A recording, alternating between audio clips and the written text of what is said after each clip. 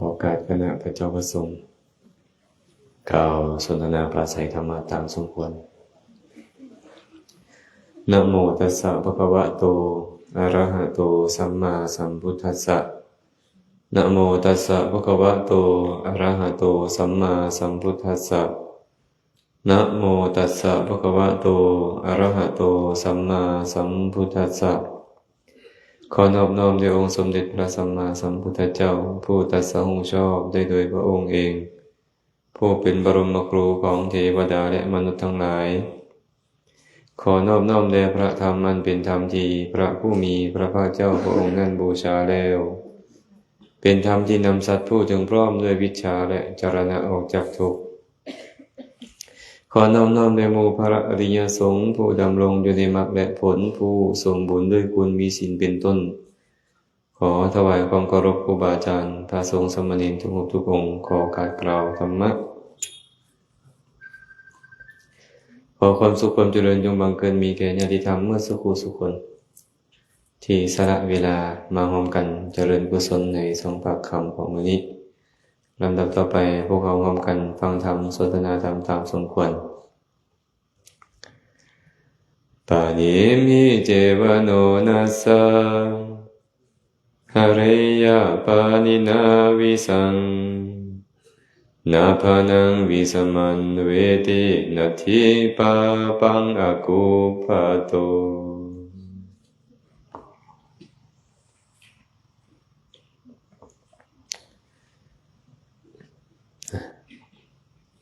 วันนี้ค่ะ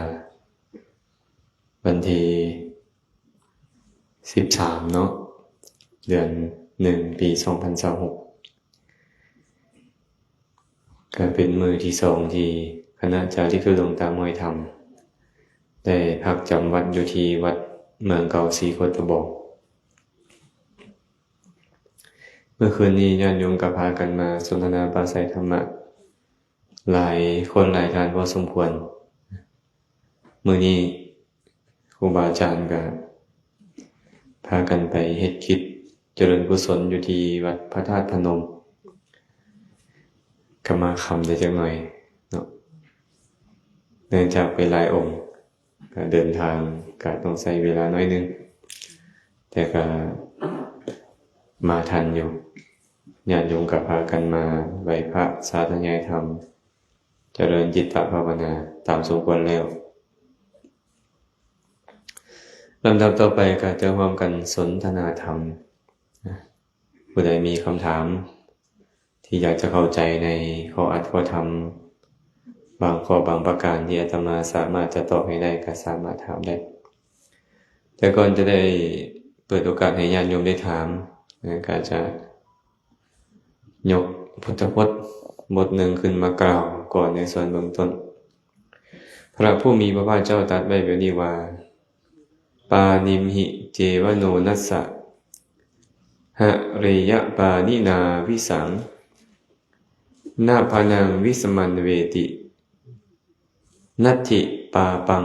อกุปภโตแปลเป็นภาษาบ้านเราบอกว่าเมื่อมือบ่มีบาดแผลเถิงแม่นว่าบุคคลนำยาพิษไปด้วยฝ่ามือนั้นยาพิษนั้นยอมบ่ตามซึมซาบเข้าไปในมือของผู้นั้นแม่ฉันใดบาปคือความชั่วก็เช่นเดียวกันยอมบ่มีสำหรับผู้บ่กระทำพระพุทธเจ้าตรัสไว้แบบนี้เข้าใจบ่เหมียวหนกเข้าใจว่าจังได๋คันเฮาบ่เฮ็ดบ่เป็นบาปคันคิดซื่อๆเด้นั่นบ่คิดบ่ได้จิตนี่นะมีความหมายว่าจินเตติติจิตตังธรรมชาติใดคิดธรรมชาตินั้นเอิ้นว่าจิตบ่มีเวลาที่พวกเราจะหยุดคิดบ่คิดเรื่องนึงก็คิดเรื่องนึงบ่คิดเรื่องนึงก็คิดเรื่องนึง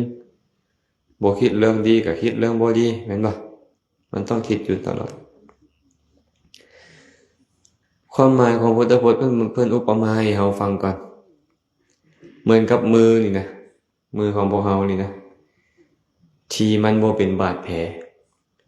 ถึงแม้ว่าจะเอาพิษงูเห่ามาใส่ในฝ่ามือนี่นำไปพิษนั่นก็บ่ซึมซาบเข้าไปในมือได้บ่สามารถเฮ็ดอันตรายให้เกิดขึ้นแก่บุคคลผู้ฝ่ามือบ่เป็นบาดแผลนั่นแหละเห็นบ่หากฝ่ามือมีบาดแผลเด้แน่นอนพิษต้องซึมซาบเข้าไปแม่นบ่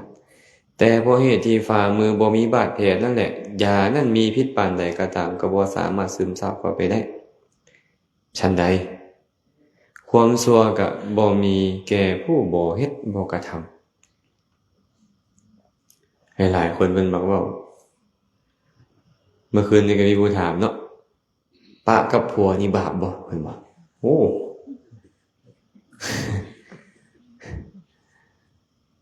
เป็นตาบาปบ่แม่เอานกมานั่น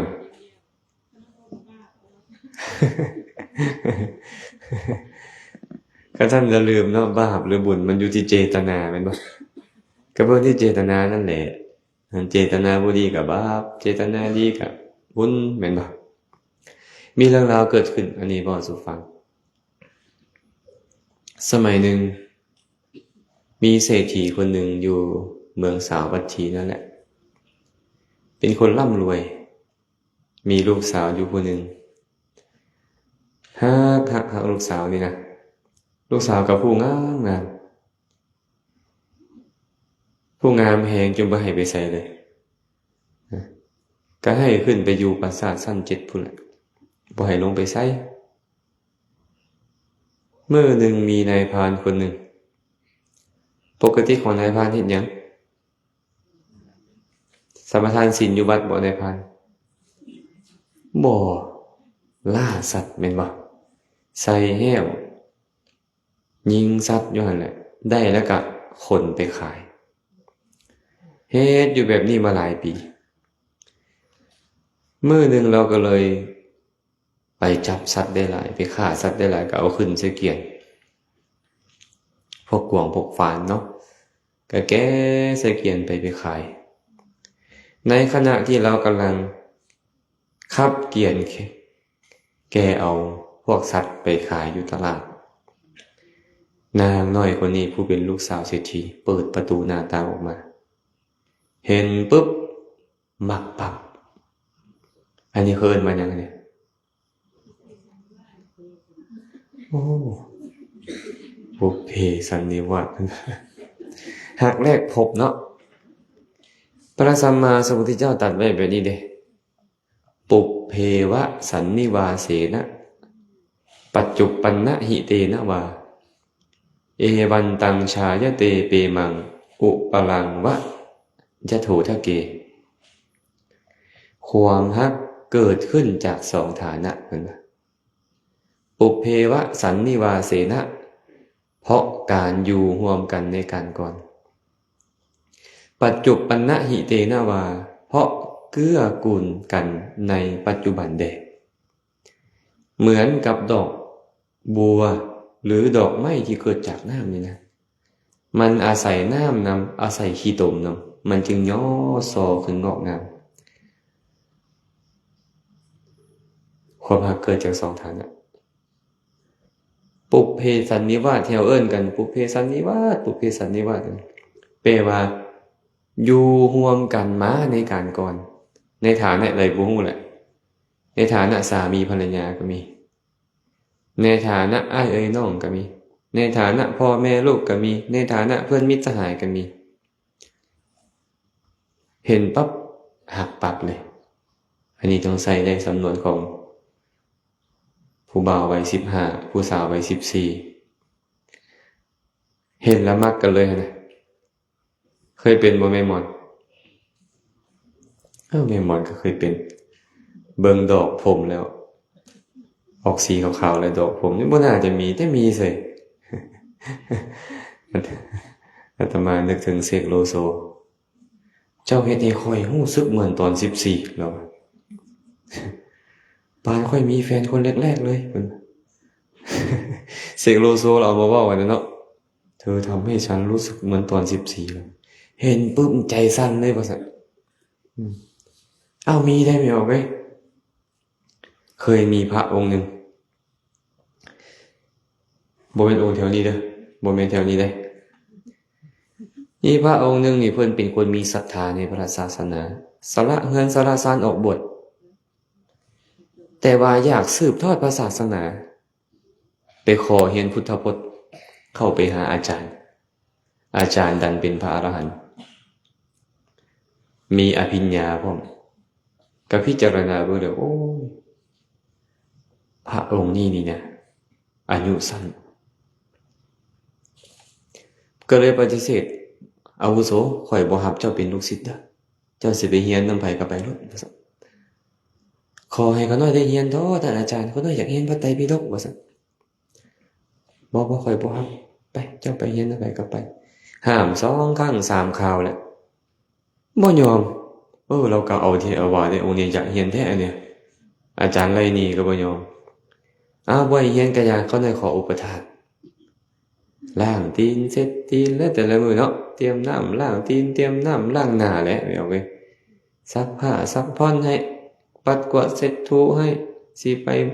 เข้าไปใส่ในบ้านในที่อุปถากดูแลดีใจอ่อนคือกันอาจารย์นี่ก็ได้ใจอยากเรียนแท้ว่า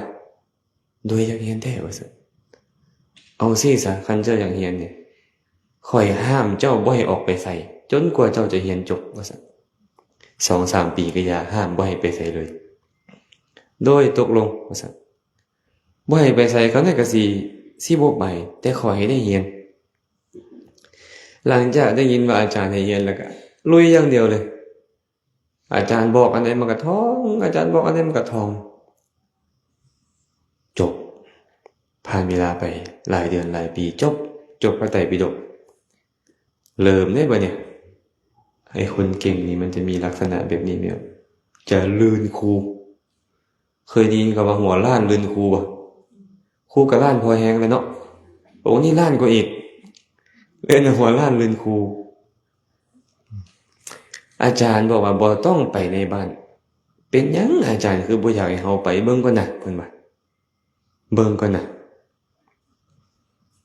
มันพาอีหยังมันเป็นอีหยังว่าซั่นออกไปเลยนุ่งสบงทรงจีวรเป็นปริมณฑลสำรวมสายตาเข้าไปในบ้านปรากฏว่าครอบครัวหนึ่งมีพ่อแม่และก็ลูกสาวอาศัยอยู่บ่ไกลจากวัดนะในหมู่บ้านนั่นแหละพระวันนี้ก็ไปบิณฑบาตไปบิณฑบา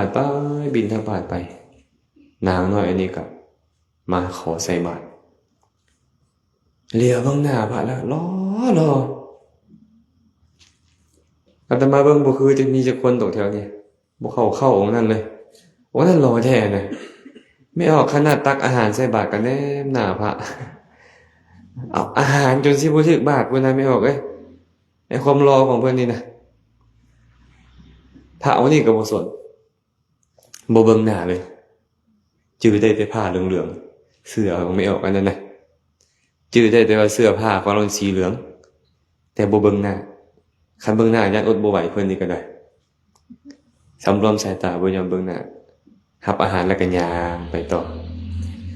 นางน้อยๆนี่นะเข้าไปเฮือนปึ๊บอัดประตูเฮือนกึ่มเงียบกิ๊บพ่อแม่เห็นผิดสังเกตมันเป็นหยังลูกสาวนี่ไปเคาะประตูเอิ้นถามล่ะเอ้ยแม่นเจ้าเป็นหยังเกาะมื้อนี้คือเป็นแนวนี้ว่าซั่นคันค่อยบ่ได้ครูบานั่นเป็นผัวค่อยสิตายเพิ่นว่ามึงดูนี่ไอ้ความฮักมันอันตรายกันได้แม่หมดนี่เห็นเธอเดียวนะคันบ่ได้แล้วยอมตายว่าซั่นสิขอตายอยู่นี่แหละสิขอตายอยู่นี่ว่าซั่นพ่อแม่ด้วยความที่ฮักลูกเนาะฟ้าวสองเท่าแล่นนำพระไปไกลเลยเด้เนาะแล่นนำท่าก่อนอาจารย์ท่าก่อนว่าซั่นเพิ่นก็ยืนท่ามีหยังน้อพ่อไม่ออกโอ้ยพวกเขาหน่อยนี่ก็เฒ่าแล้วว่าซั่นเฮือนก็มีศาลก็มีให้หน้าตากะก็มีทรัพย์สมบัติก็หลวงหลายเพิ่นว่ามีลูกสาวผู้หนึ่งบ่มีผู้ปกครองทรัพย์สมบัติพุ่นน่ะบ่อ้อมค้อมขนาดอยากได้ลูกเขยสรุปแล้วก็ได้นะ ไปเป็นลูกชายข่อยซะเพิ่นว่าได้พระองค์นี้เพิ่นก็เด็ดเดียวเนาะไม่ออกพอออกอาตมาสละเฮือนซ่านออกมาบวชกะหวังนิพพานบ่ได้หวังของเหย้าของเฮือนบ่ได้หวังทรัพย์สมบัติบ่ได้หวังเงินทองอีหยังอาตมาบ่สิกดอกไปรถพ่อขอโทษท่านอาจารย์ขอจังได๋ก็ขอคันว่าอาจารย์บ่ไปหาลูกเขาน้อยจังได๋ลูกเขาน้อยก็ตายเด้อาตมาปรารถนานิพพานพอออกว่าซั่นไม่ออกอาตมาปรารถนานิพพานบ่ต้องมาวนอาตมาเด้อเพิ่นหมดปัญญาพ่อแม่ก็ได้กลับไปบอกลูกสาวล่ะเอ้ยพ่อแม่ก็หมดปัญญาแล้วไปขอแนวใดเพิ่นก็บ่ยอมสิกเด้คันบ่ได้ข่อยก็สิตายอยู่นี่แหละเพิ่นว่านางน้อยๆก็ใจเด็ดคือกันเด้พระก็ใจเด็ดนางน้อยๆก็ใจเด็ดผ่านไป2มื้อ3มื้อ4มื้อ5มื้อแล้วเนาะพระองค์นี้ก็ไปวัดอื่นบัดนี้ไปวัดอื่น มีหลวงพ่อองค์นึงมาล้มเข้าคอกันขนาดบัดนี้ล้มกันโอ้ยเข้ากันปานปีกับคุยหักแพงกันอาวุโสว่าซั่นหลวงพ่อก็อาวุโสค่อยมีผ้าพื้นนึงค่อยหักแพงเจ้าหลายค่อยเอาผ้านี่ให้เจ้าเด้อไปเฮ็ดผ้ากองน้ำเด้อว่าซั่นเห็นแต่สีเหลืองๆองค์นี้ก็ได้โอ้คือผ้า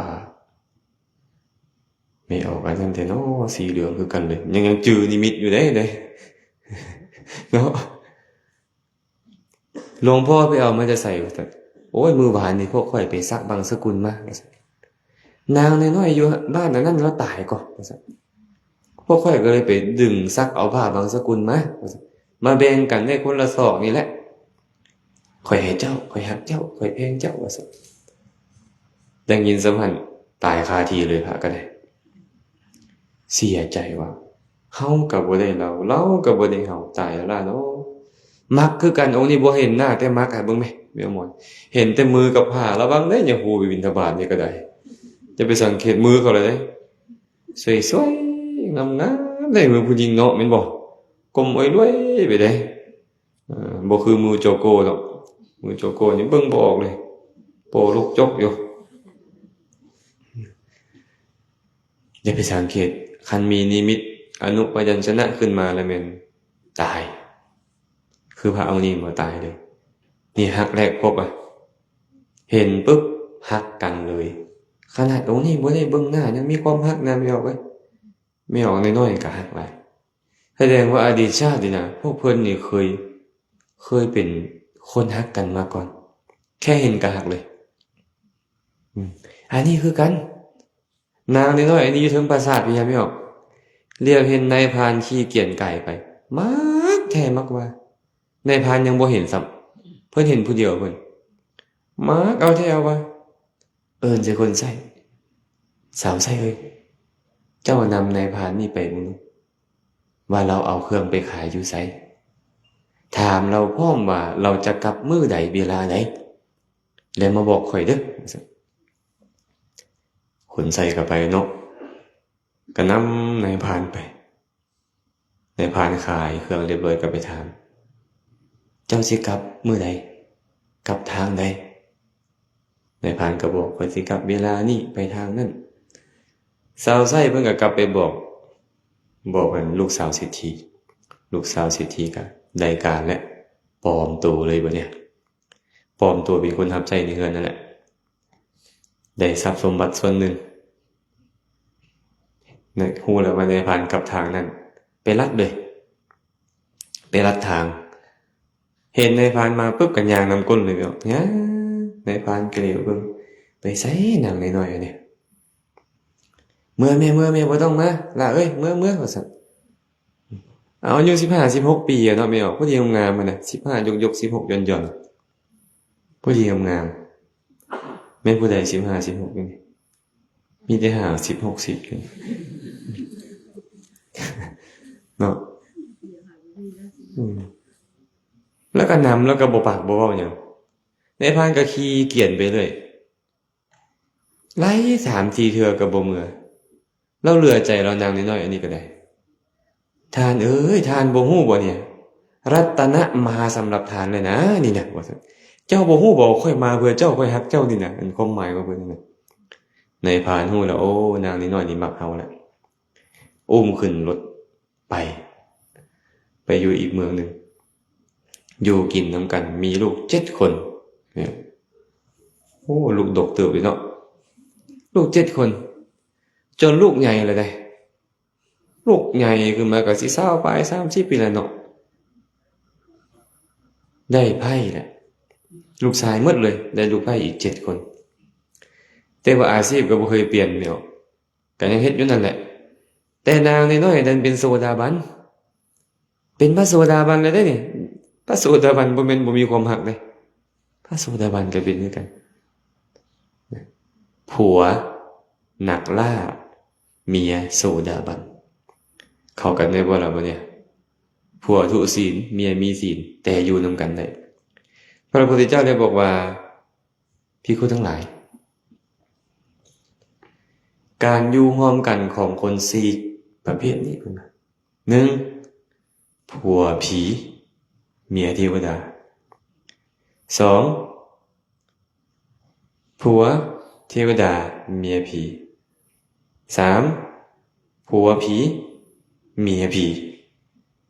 4. ผัวเทวดาเมียเทวดา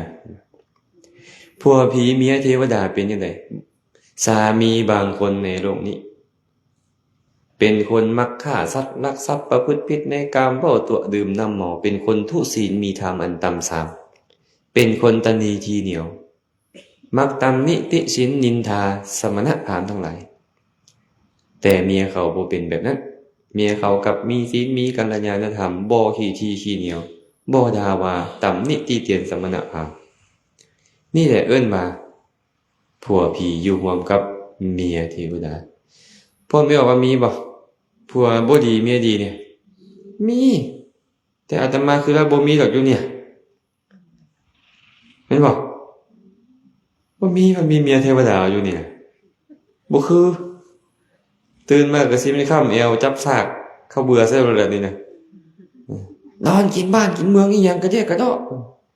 ก็พยายามได้ไม่มองกันนะสิว่าจังซี่แหละเนาะกันเอิ้นใส่ยังบ่ลุกก็หามาหุงมาแล้วได้บัดนี้แม่นบ่ก็บ่แน่เนาะอาจจะมีเมียเทวดาแท้ก็ได้อยู่เนี่ยส่วนผัวเทวดาอยู่กับเมียผีเด้สลับกันผัวเป็นคนที่งดเว้นจากการฆ่าสัตว์ลักทรัพย์ประพฤติผิดในกามบ่ตัวบ่ดื่มน้ำเมาเป็นคนมีศีลมีกัลยาณธรรมยินดีในการให้ทานในการแบ่งปันบ่มักด่าว่าตำหนิติฉินสมณพราหมณ์แต่ภรรยาเขาบ่เป็นแบบนั้นภรรยาก็เป็นคนทุศีลมีธรรมอันต่ำทรามตนีทีเหนียวมักด่าว่าตำหนิติเตียนสมณพราหมณ์นี่แหละเอิ้นว่าผัวเทวดาอยู่ร่วมกับเมียผีผัวดีอันเนี้ยแต่เมียนี่ใส่การบ่ได้เมียนี่น่าจะมีดอกเนาะแถวนี้ก็ได้เนาะบ่อยากเว้าอีกพวกเฮามีว่าสิคันผัวผีอยู่ร่วมกับเมียผีเด้อันเดียวกันเลยตื่นเช้าขึ้นมาก็กอดคอกันบ่มีหมู่ก็เอาแก้วชนแก้วกัน2ผัวเมียมีบ่มีได้อยู่ข้างๆวัดเบิ่งก่อนมีผู้มาบ่แถวนี้ข้างๆวัดอาตมานะ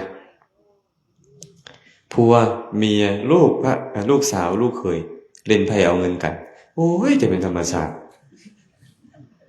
เล่นไพ่เอาเงินกันแล้วไปซื้อเบียร์มาสู้กันกินโอ้ย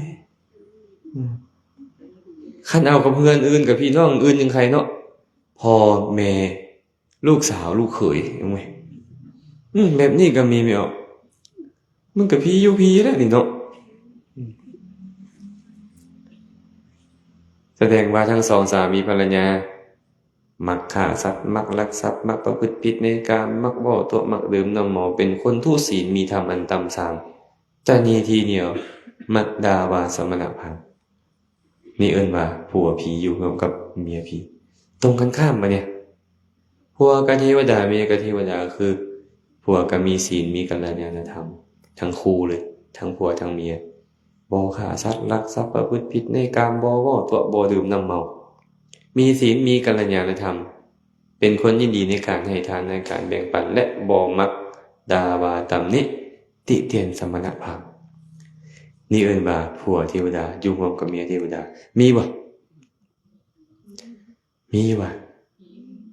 โอ้ผู้ใดเว้าเสียงดังๆอะนะแสดงว่าครูเพิ่นอาจจะเป็นนี่เนาะหรือว่าเคยเห็นหมู่ว่าซั่นบ่ค่อยมีเนาะมีแต่น้อยแบบนี้นะ100คู่ก็จะมีอยู่2คู่อันดีทั้งหมดหั่นน่ะมันบ่ค่อยมีอีหลีเดะนั่งมารถนำพวกผู้หญิงมาเมื่อกี้นี่โอ้ยจมแต่เรื่องผัวตั้งแต่ไปจนกลับ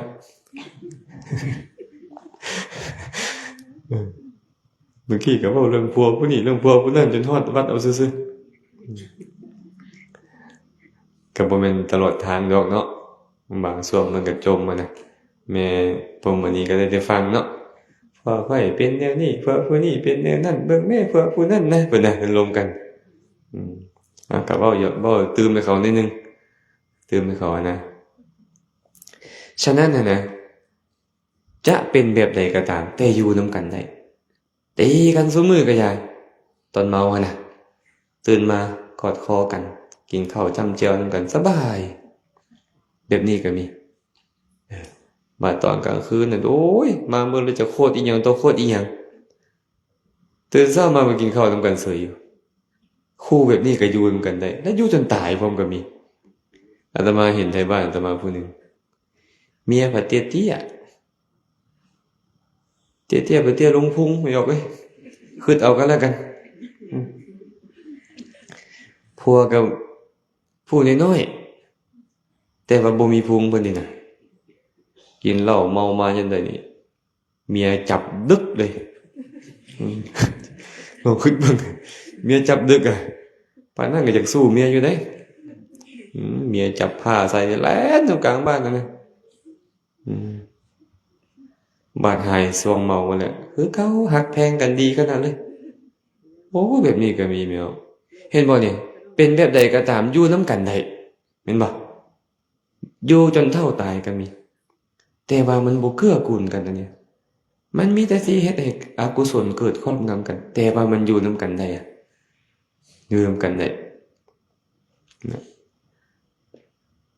อาตมานี่สมัยก่อนเป็นวัยรุ่นเนาะ20ปีก่อนพุ่นเด้20ปลายปีก่อนพุ่นน่ะมักแล้ว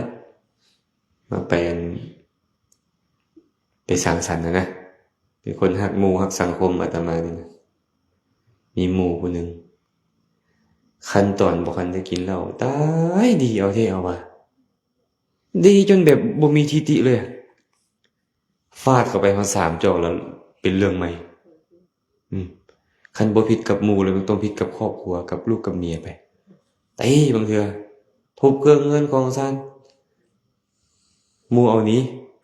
เอารับไปตื่นมือใหม่มาปาดหน้ามือเป็นหลังมือเป็นอยู่แบบเนี้ยแต่เมียอยู่นำได้บ่ง่ายเลยเมียฮักเราเพราะตอนเราดีเราก็ดีแท้นะแต่ว่าดื่มถ้าเข้าไปแล้วมันเปลี่ยนนิสัยทันทีเลยสิแต่ก็อยู่นำกันได้อันนี้คือกันดีนะย้อนความฮักกันดีแต่ผัวมักฆ่าสัตว์เมียบัดโซดาบัน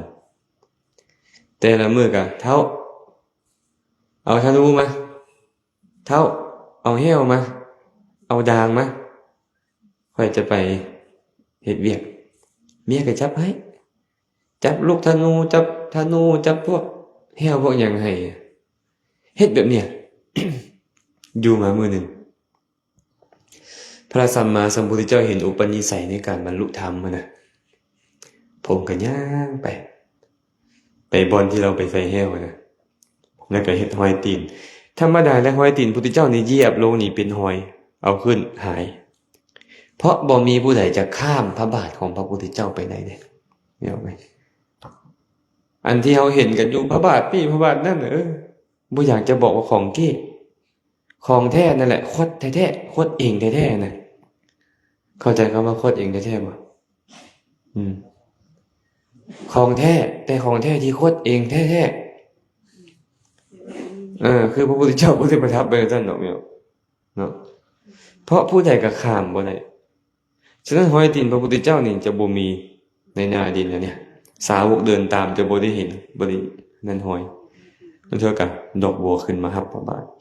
ไปบ่มีหอยเว้นเสียแต่พระสัมมาสัมพุทธเจ้าอยากให้ผู้ใดผู้หนึ่งเห็นจัดเฮ็ดให้ปรากฏมีหลายได้ในสมัยพุทธกาลที่พระองค์อยากให้เห็นอันนี้คือกันพงกันย่างไปทางที่เราใส่แห้วนะการประทับหอยพระบาทไปนั่งอยู่ใต้ห่มไม้ไปยามแห้วกับบ่ได้จักตัวมื้อนั้นน่ะเลียวเห็นพระพุทธเจ้าเห็นหอยแล้วก็ตามหอยไปโอ้ต้องมีคนมาลักปล่อยสัตว์เฮาเนี่ยนำไปเห็นพระพุทธเจ้านั่งอยู่บ่หลายเรื่องเลยเพิ่นเนี่ย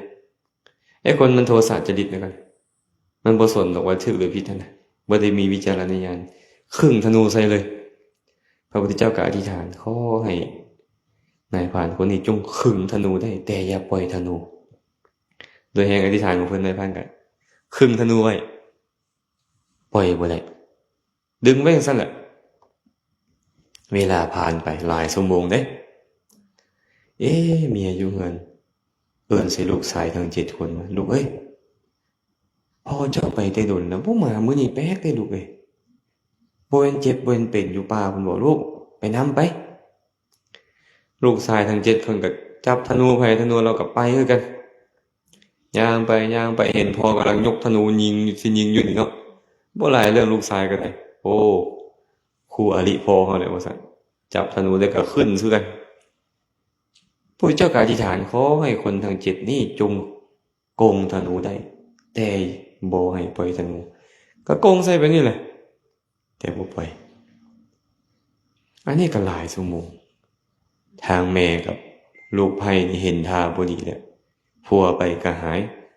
ลูกไปก็หาย ทางตัวเองกับลูกไผ่กับไปคือกันพอไปเห็นผัวกับลูกชายทั้ง7กำลังสิยิงหันไปเห็นพระพุทธเจ้าโอ้ยพ่อของข้อยแล้วว่ะความจริงแล้วบ่เป็นพ่อแล้วหรอกพ่อเราคือไงคือเศรษฐีพุ่นแต่นี่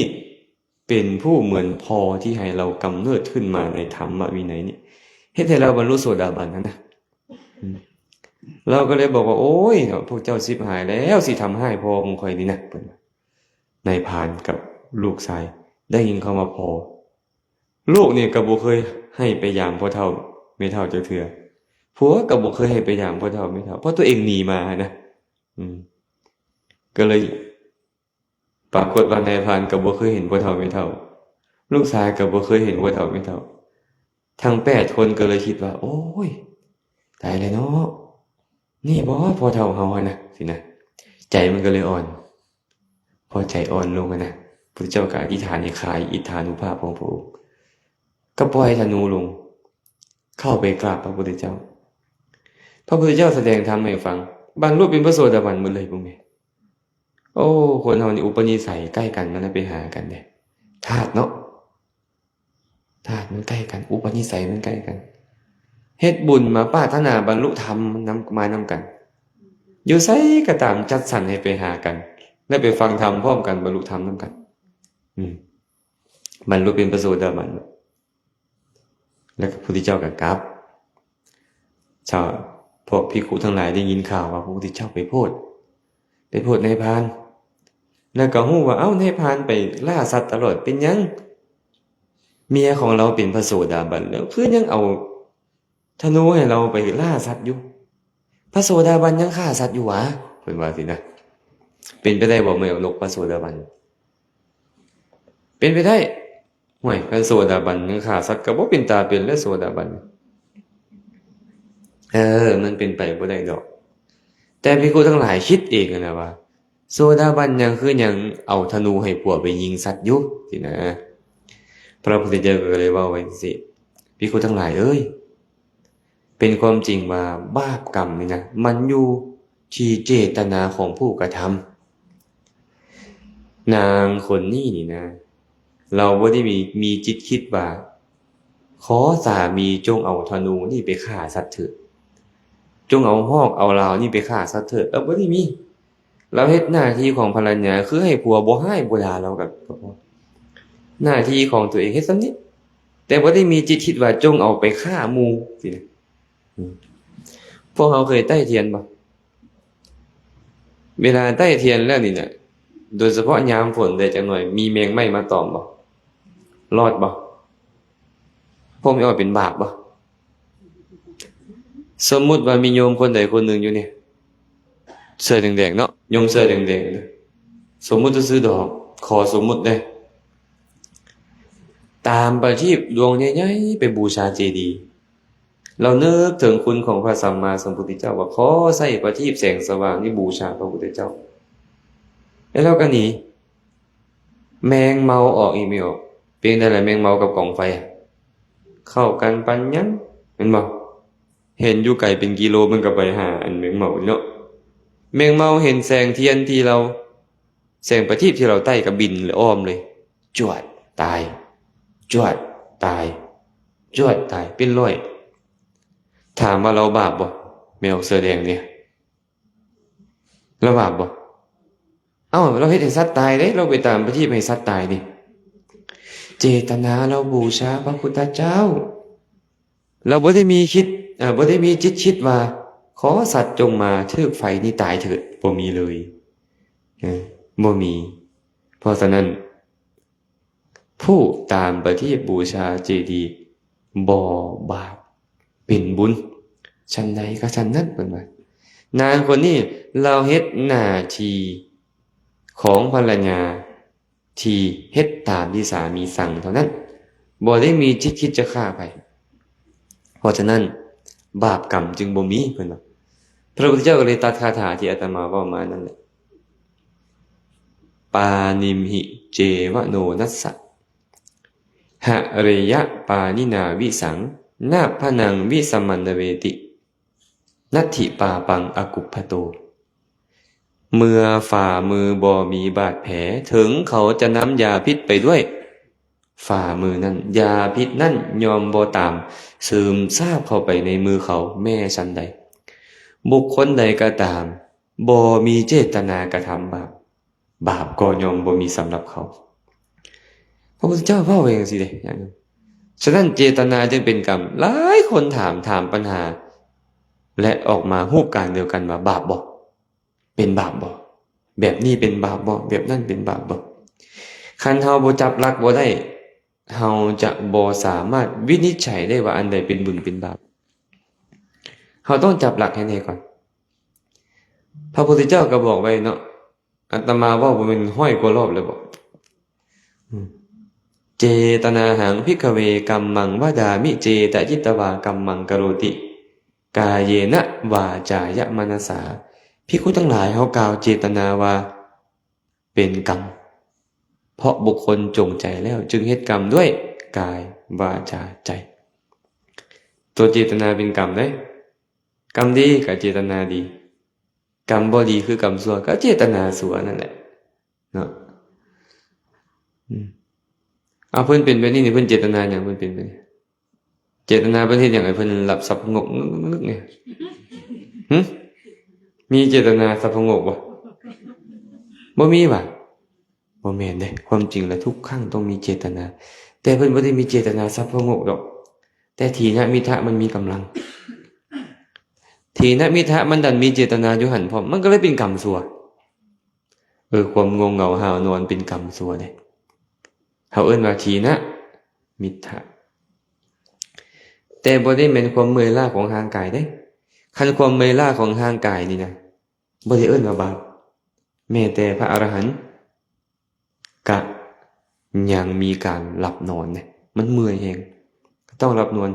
ถามว่าทีนะมิทะผู้ใดละได้ล่ะอรหันตมรรคอนาคามิอรหันตมรรคละได้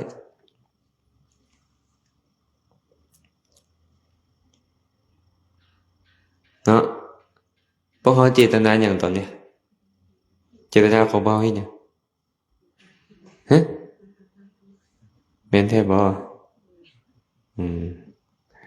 เจตนาดีเนาะเป็นบุญหรือเป็นบาปล่ะ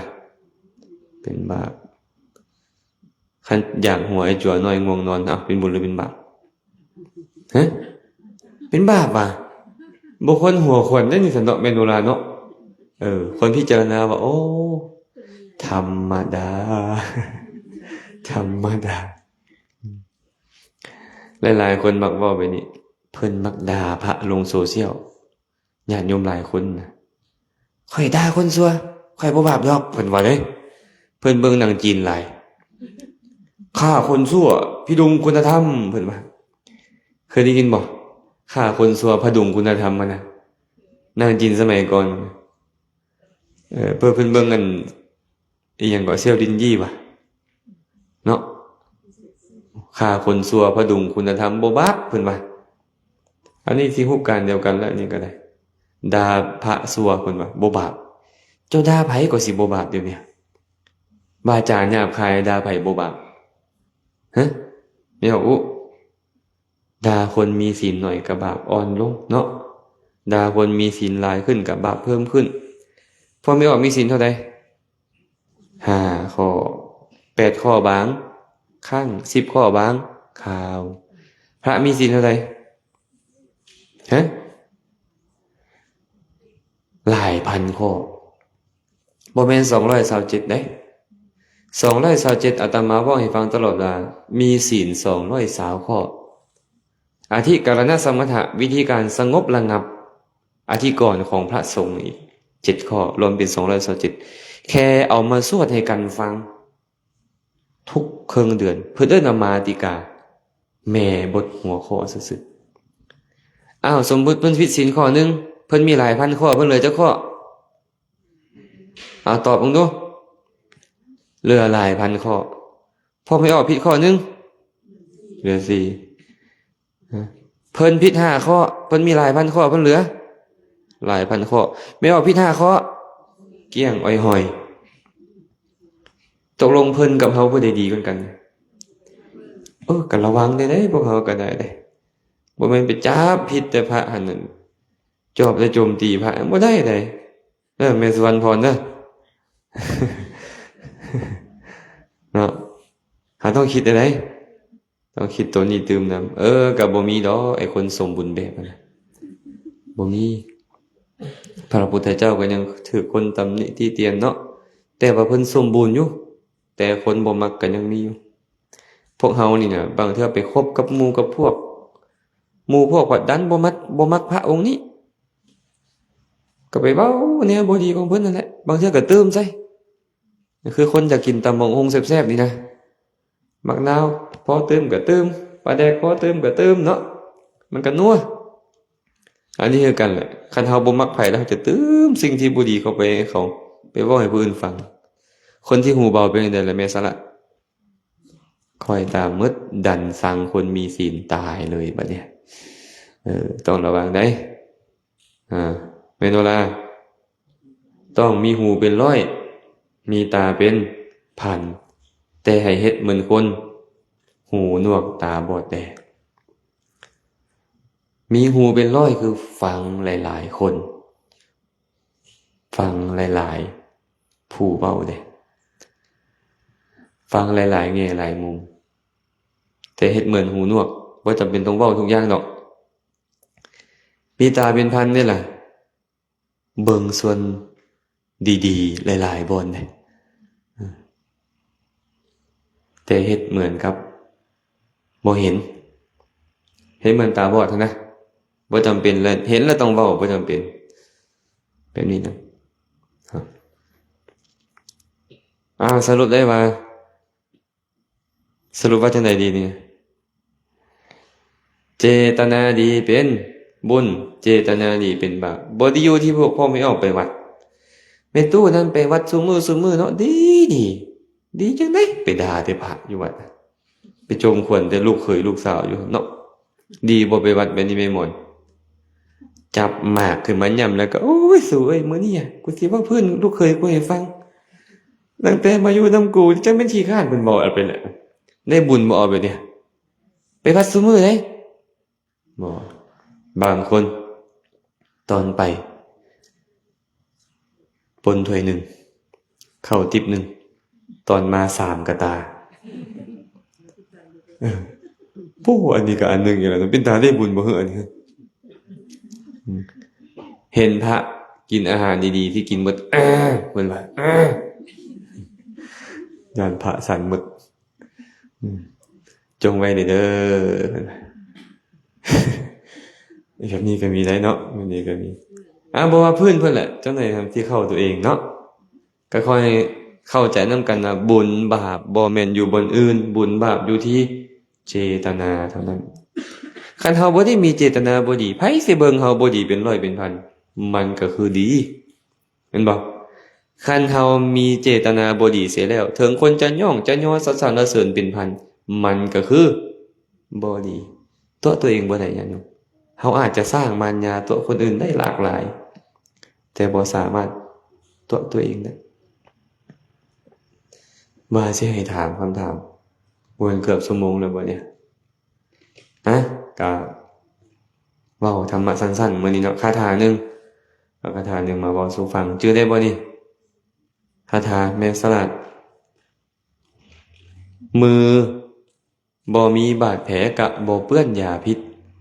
ฉันใดคนบ่มีชิดบ่ดีกะบ่มีความชั่วฉันนั้นจะเปิดโอกาสให้ได้สอบถามธรรมะผู้ใดมีคำถามอันใดก็สามารถสอบถามได้เอาไมค์ไปให้เด้อ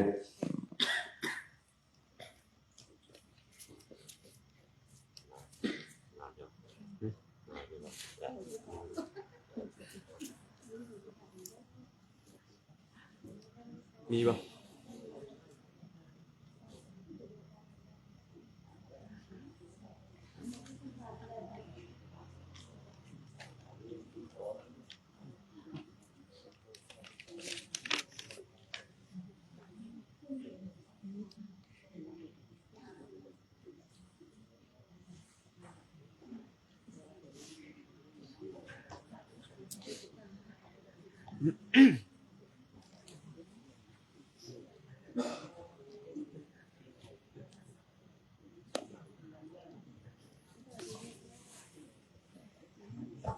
มีเทื่อบ่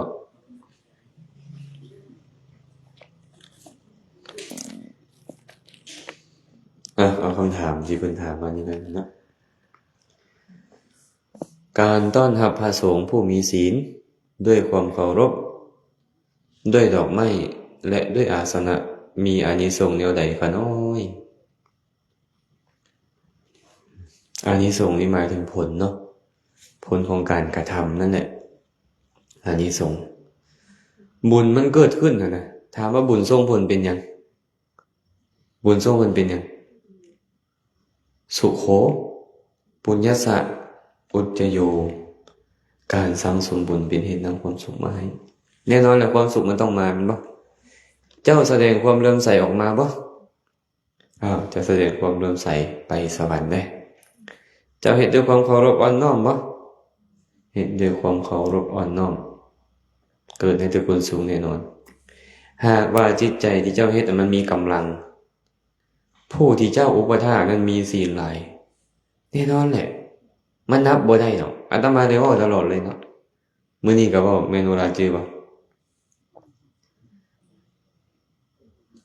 ปูชาละเหปูชยโตพุทเทยทิจสาวกีนะบุคคลใดได้บูชาพระสัมมาสัมพุทธเจ้าก็ตามได้บูชาพระสงฆ์สาวกของพระสัมมาสัมพุทธเจ้าก็ตามบ่มีผู้ใดจะนับบุญนับอานิสงส์ที่เกิดขึ้นเพราะการกระทำข้างนั้นว่ามีประมาณเท่าใดด้วยวิธีการนับแบบใดๆก็ตามคันเจ้าน้อมหาพระอริยสงฆ์ได้เลยเอาละคนที่ไปให้เจ้าอุปถากอาจจะเป็นสมมุติสงฆ์ที่ยังมีกิเลสนี่แหละแต่เจ้าเฮ็ดเหมือนกับพระอรหันต์ของเจ้านี่นะอันนี้ส่งมันสินับได้อาจารย์มันได้จาก100กับจาก1,000กับมันนับบ่ได้เข้าใจบ่คำว่านับบ่ได้นับประมาณบ่ได้เนาะฉะนั้นนับประมาณบ่ได้เลยเมนูลาเนี่ยมันจะบันดาลความสุขให้แก่เจ้านี่นับประมาณบ่ได้เจ้าจะเข้าถึงสวรรค์จากสวรรค์สู่สวรรค์จากตระกูลสูงสู่ตระกูลสูงนี่นับร้อยนับพันนับหมื่นนับแสนนับล้านอัตภาพนับบ่ได้หากมันได้โอกาสส่งผลให้อาสนะกันได้ก็คือแสดงความเคารพนั่นแหละทันบ่ฟังทันเนาะมีผู้อื่นถามอีกบ่ทางหลังเลยมีบ่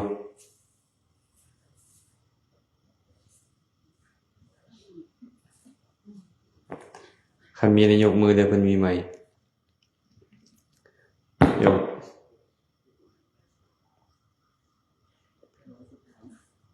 มีไมค์แล้วบ่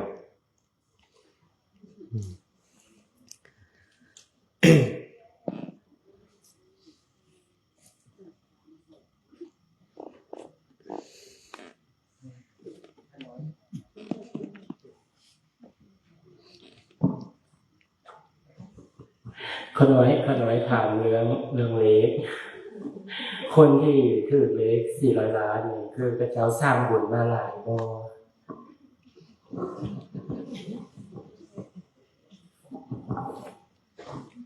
เคยถือบ่เลข400 ล้านบ่เคยเนาะบุญน้อยบ่พวกเฮานี่ฮะเอาถามมาสิอันประธานาธิบดีประเทศใดประเทศหนึ่งรวยแต่บ่เคยถูกเลขจักเทื่อเฮ็ดบุญมาหลายบ่เนี่ยหรือน้อยหลายเติบเลยเนาะโอ้แสดงว่ามันบ่แม่นแค่ถูกเลขคันให้ทานผลของมันให้ทานคือเฮ็ดให้เจ้ามั่งคั่งร่ำรวยโดยวิธีใดวิธีหนึ่งนั่นแหละมันบ่แม่นสิถูกเลขเด้อบางคนย่างไปสะดุดล้มเจอคุมคำสะดุดล้มซื่อๆเป็นไปได้เนาะเป็นแบบนี้ก็มีไหมวะเพราะฉะนั้นเนาะถูกเลขอะนะถามมาได้อย่างไรได้ทรัพย์แม่นบ่ได้ทรัพย์ทรัพย์เป็นผลของหยังผลของทานที่เจ้าเฮ็ดมาในอดีตแต่ซ้ำ400 ล้านน่ะนะคันเทียบกับทานก็คือซ้ำข้าวเม็ดนึงให้ทานข้าวเม็ดนึงให้ทานยังหลายกว่าอันนั้นพระพุทธเจ้าจึงบอกไปแบบนี้ภิกขุทั้งหลายถ้าหากว่าสัตว์ทั้งหลายฮู้ผลฮู้อานิสงส์ของการให้ทานแม้เพียงเล็กน้อยว่ามีผลหลายปานใดเหมือนกับเฮาตถาคตฮู้แล้วเขาบ่แบ่งส่วนหนึ่งจากคำเข้าที่มีอยู่ให้คนอื่นก่อนแล้วเขาจะบ่ยอมบริโภคเด็ดขาดและใจของเขาจะบ่ถูกกิเลสคือความถี่ถี่ครอบงำเลยหากเขาฮู้ผลว่าให้เข้าเม็ดนึงให้เข้าคำนึงมันอันนี้ส่งหลายส่ำใดนี่นะบ่ได้แบ่งให้ก่อนจะบ่ยอมกินได้เนาะแต่ย้อนหยังแม่สละย้อนเขาบ่ฮู้ผลบ่ฮู้อานิสงส์ของการให้ทานแม้เพียงเล็กน้อยเหมือนกับที่เฮาฮู้เขาบ่แบ่งคำเข้าจากที่มีอยู่ให้ทานก่อนแต่บริโภคเสียเองและความพีทียอมครอบงำจิตใจเขาคันฮู้ผลฮู้อานิสงส์แล้วโอ้ยบ่ต้องนับดอกเอาเข้าเม็ดนึงให้ตัวมดกินนะมันอิ่มหมดตัวนึงกินข้าวคำนึงเม็ดนึงอ่ะอิ่มพระพุทธเจ้าบอกเลยอานนท์บุคคลให้ทานแก่สัตว์เดรัจฉานได้อานิสงส์100อายุวรรณะความสุขยศอธิปไตยหรืออายุวรรณะความสุขกำลังและปฏิภาณอย่างละ100อัตภาพไปเกิดเป็นมนุษย์เป็นเศรษฐี100อัตภาพให้แบบนี้ให้กับคนทุศีลได้อานิสงส์ 1,000 กะไลขึ้นไปเรื่อยๆเบิ่งดูเนี่ยสั้นๆเนาะเป็นผลของหยังเขาเฮ็ดบุญมาหลายบ่ยังบ่เอิ้นมาหลายดอกอันซ้ำ400 ล้านนี่นะต้องเป็นเจ้าของบ่อคำหลายนิดนึงหลายนิดนึงเนาะบ่แม่นจะถูกเลขเด้อบ่แม่นจะถูกเลขได้ทรัพย์พบพ่อทรัพย์อย่างใดอย่างหนึ่งเป็นผลของทานทั้งหมดเลยควรเฮ็ดบ่นี่ควรเฮ็ดบ่เมนูละควรเฮ็ดเนาะมีคำถามอื่นบ่เศษนะเศษเสียวๆนึงของบุญซื่อๆนะบ่ได้แม่นหลายอีหยังดอกอันถือเลข400 ล้านน่ะ18ตื้อก็ยังเสียวอยู่แม่เอาแก้วให้ทานมาดลปานใดแล้ว หลายปานใดล่ะเคยจดบ่เคยจดบันทึกบ่พอกโลกลองจดบ้างนะจดบันทึกไว้แล้วมาอ่านมาเนี่ยโอ้อันนี้ก็ได้ให้อันนั้นก็ได้ให้มื้อนี้ก็ได้ให้มื้อนั้นก็ได้ให้มันจะภูมิใจอยู่ได้พอไม่ออกเอามาอ่าน100เทื่อบุญเกิด100เทื่อเอามาอ่าน1,000เทื่อบุญจะเกิดขึ้น1,000เทื่อในใจของพวกเรานี่มักลืมบุญบ่ค่อยทบทวนบุญแล้วก็แล้วไปแล้วก็แล้วไปมันก็เลยบุญบ่ค่อยเกิดตุต้องระลึกถึงบุญเลยมีคำถามอื่นบ่เอาไหมมันเลยนี่ยกมือขึ้นหน่อยนึง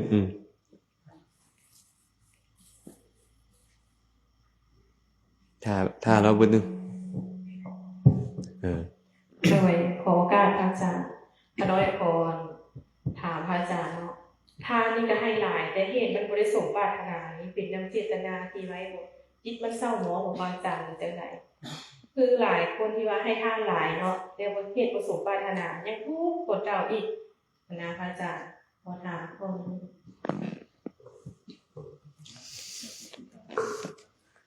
ให้ทานบ่สมปรารถนา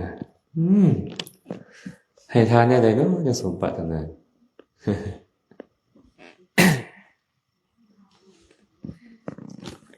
พระสัมมาสัมพุทธเจ้าตรัสไว้แบบนี้ว่าภิกขุทั้งหลายกรรม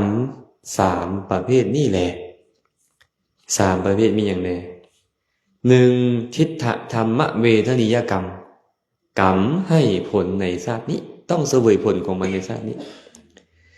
2อุปปัชชเวทนิยกรรมกรรมที่ต้องรับผลของมันในภพต่อไป3อัปปราประเวทนิยกรรมกรรมที่ต้องเสวยผลของมันในภพท่านไปพุ่นอีกฟังเข้าใจป่ะบุญก็ตามบาปก็ตามบางอย่างมันให้ผลในชาตินี้เลยบุญก็ตามบาปก็ตามบางอย่างชาตินี้มันบ่คันให้ยังให้ไปโลดมันจะเอาเจ้าชาติหน้า บุญก็ตามบาปก็ตามบางอย่างชาตินี้ก็ยังบ่กันให้ชาติหน้าก็ยังบ่กันให้พุ่นชาติที่3มันจะเล่นงานเจ้าต่อไปพระพุทธเจ้าเลยบอกว่ากรรมมีอยู่3ประเภทนี้อาตมานี่นะคันผู้ใดเคยฟังอาตมาเทศน์ก็คงจะได้มีเรื่องนี้หลายรอบหลาย10รอบอาตมาจะบอกเรื่อยๆเป็นเรื่องที่อาตมาแต่งขึ้นมาเพื่อจะซื่อถึงธรรมะไม่ออกซื่อยังไม่ออกเนี่ยซื่อแขก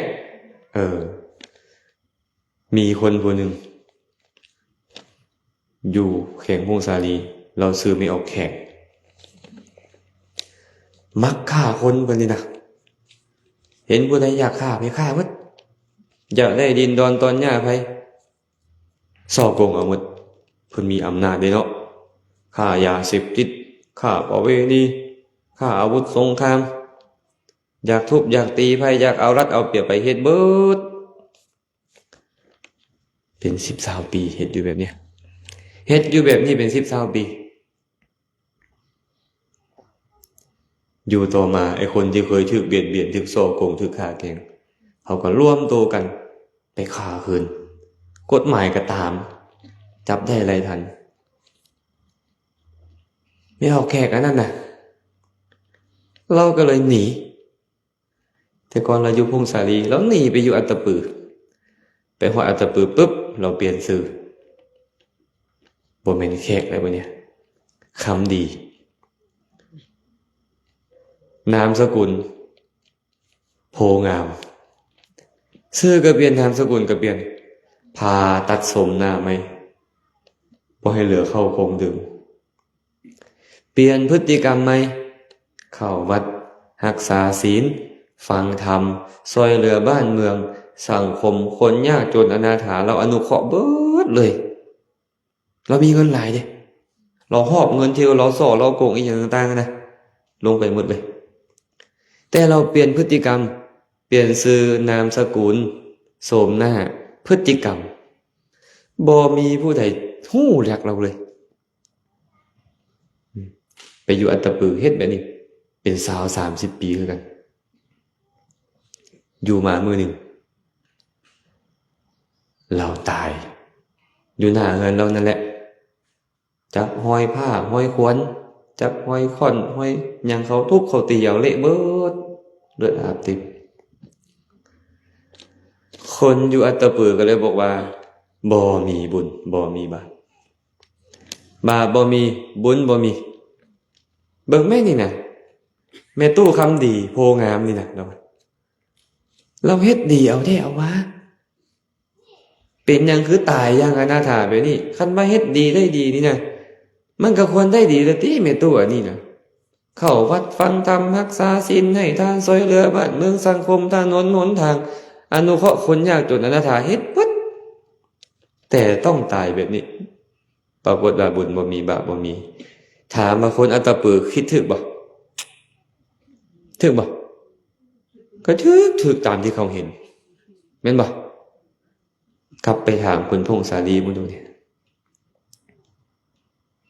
เขาก็บอกว่ามันควรตายได้โดนแล้วถึกบ่มันคือบ่คือกันคนเดียวกันนี่คือบ่คือกันเปลี่ยนแต่พฤติกรรมแต่กรรมมันบ่เปลี่ยนเห็นบ่ตอนเราอยู่พงษ์สาลีเหมือนกับตอนเป็นไม่ออกแขกนะเหมือนกับตอนชาติที่แล้วเนาะตอนเรามาเป็นแม่ตู้คำดีโพงามนี่นะเหมือนกับชาติปัจจุบันเนี่ยเปลี่ยนสมหน้าไม่เปลี่ยนชื่อเปลี่ยนเสียงไม่ก็เหมือนตายมาเกิดใหม่นะเดี๋ยวนี้เห็นป่ะพฤติกรรมกับพฤติกรรมใหม่เพราะได้กัลยาณมิตรเด้กัลยาณมิตรพาเฮ็ดคุณงามความดีแต่ถามว่ากรรมชั่วที่เราเคยเฮ็ดน่ะมันหมดไปบ่ล่ะบ่มันบ่เคยหมดมันบ่เคยลืมเฮามันตามเฮาไปคือเงาตามตัวเฮาไปได้โอกาสมันก็ส่งผลลดแต่ถามว่าตอนที่เราเฮ็ดดีอยู่อัตตปือเป็นความดีบ่ก็ความดีทั้งนั้นแหละแต่ยังบ่คันแม่นฐานะที่มันจะส่งผลเถือได้บ่ก็อกุศลเก่ามันมีกำลังอันซั่นเนาะเจ้าเฮ็ดดีปานใดก็ตามปรารถนาปานใดก็ตามมันบ่แม่นสมปรารถนาคือเฮาเข้าใจได้พระพุทธเจ้าจึงบอกว่าทำที่น่าใคร่พอใจนี่นะน่าปรารถนานี่นะ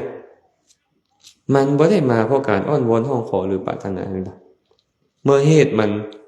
ถึงพร้อมแล้วผลมันจะปรากฏพระพุทธเจ้าเอิ้นอยู่ว่าศรัทธาศีลสุตตะจาคะปัญญาเป็นเหตุสมปรารถนาแต่บ่ได้หมายความว่ามีอันนี้แล้วมันจะสมปรารถนาในขณะนั้นศรัทธาเป็นซื้อของหยังบุญศีลเป็นซื้อของหยังบุญสุตตะเป็นซื้อของบุญจาคะเป็นซื้อของปัญญาเป็นซื้อของบุญได้โอกาสพุ่นแหละมันจะส่งผล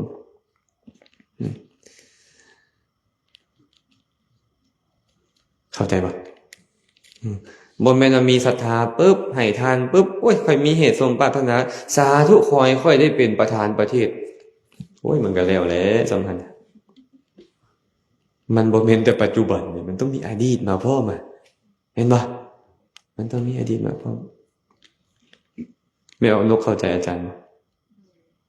อาจารย์ตอบตรงประเด็นที่ไม่เอานกจากหูป่ะ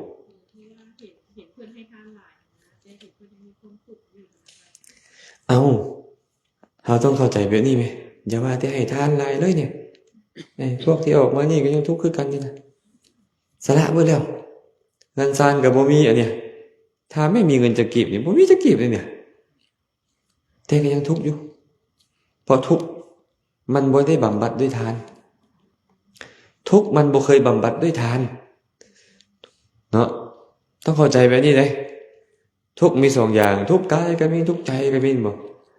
พระพุทธเจ้าเพิ่นบ่ได้บอกว่าทุกข์บำบัดด้วยทานได้ทานบำบัดกิเลสบางอย่างคือบำบัดความขี้ถี่บำบัดได้น้อยนึงไอ้ทุกข์ความขี้ถี่ครับเนาะได้ความปลื้มใจขึ้นไอ้ความขี้ถี่หายนะแต่ทุกข์ใจแท้ๆนี่นะมันอยู่ที่อโยนิโสมนสิการใส่ใจบ่ดีถึงเจ้าให้ทานมื้อละแสนล้านและเจ้าไปนอนอยู่ตึงเตียงทองคำมีที่นอนนุ่มหมอนข้างอย่างดีมีนางบำเรอมาบำเรอเจ้าด้วยความดีบ่มีโอกาสหนาวแบบนี้ และก็บ่มีโอกาสร้อนเขา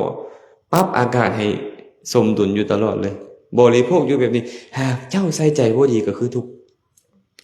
อโยนิโสมนสิการบางคนบัดเนี่ยโอ้นเก็บกระป๋องขายอยู่ข้างทางใส่ใจดีดีคันพวกเฮาเฮ็ดได้บ่ย่านคนตำหนิย่านคนตีเตียนย่านคนดูถูกทุกบ่แต่เขาคือบ่ทุกเขาใส่ใจเป็นน่ะเห็นบ่มันก็เลยคนละเรื่องเลยฉะนั้นความสุขและความทุกข์มันบ่ได้อยู่ที่การให้ทานเป็นมันอยู่ที่ว่าใส่ใจในอารมณ์ที่มากระทบกับอายตนะภายในได้บ่พระพุทธเจ้าเลยสอนให้ปฏิบัติธรรมเอิ้นมาภาวนาตราบใดก็ตามคน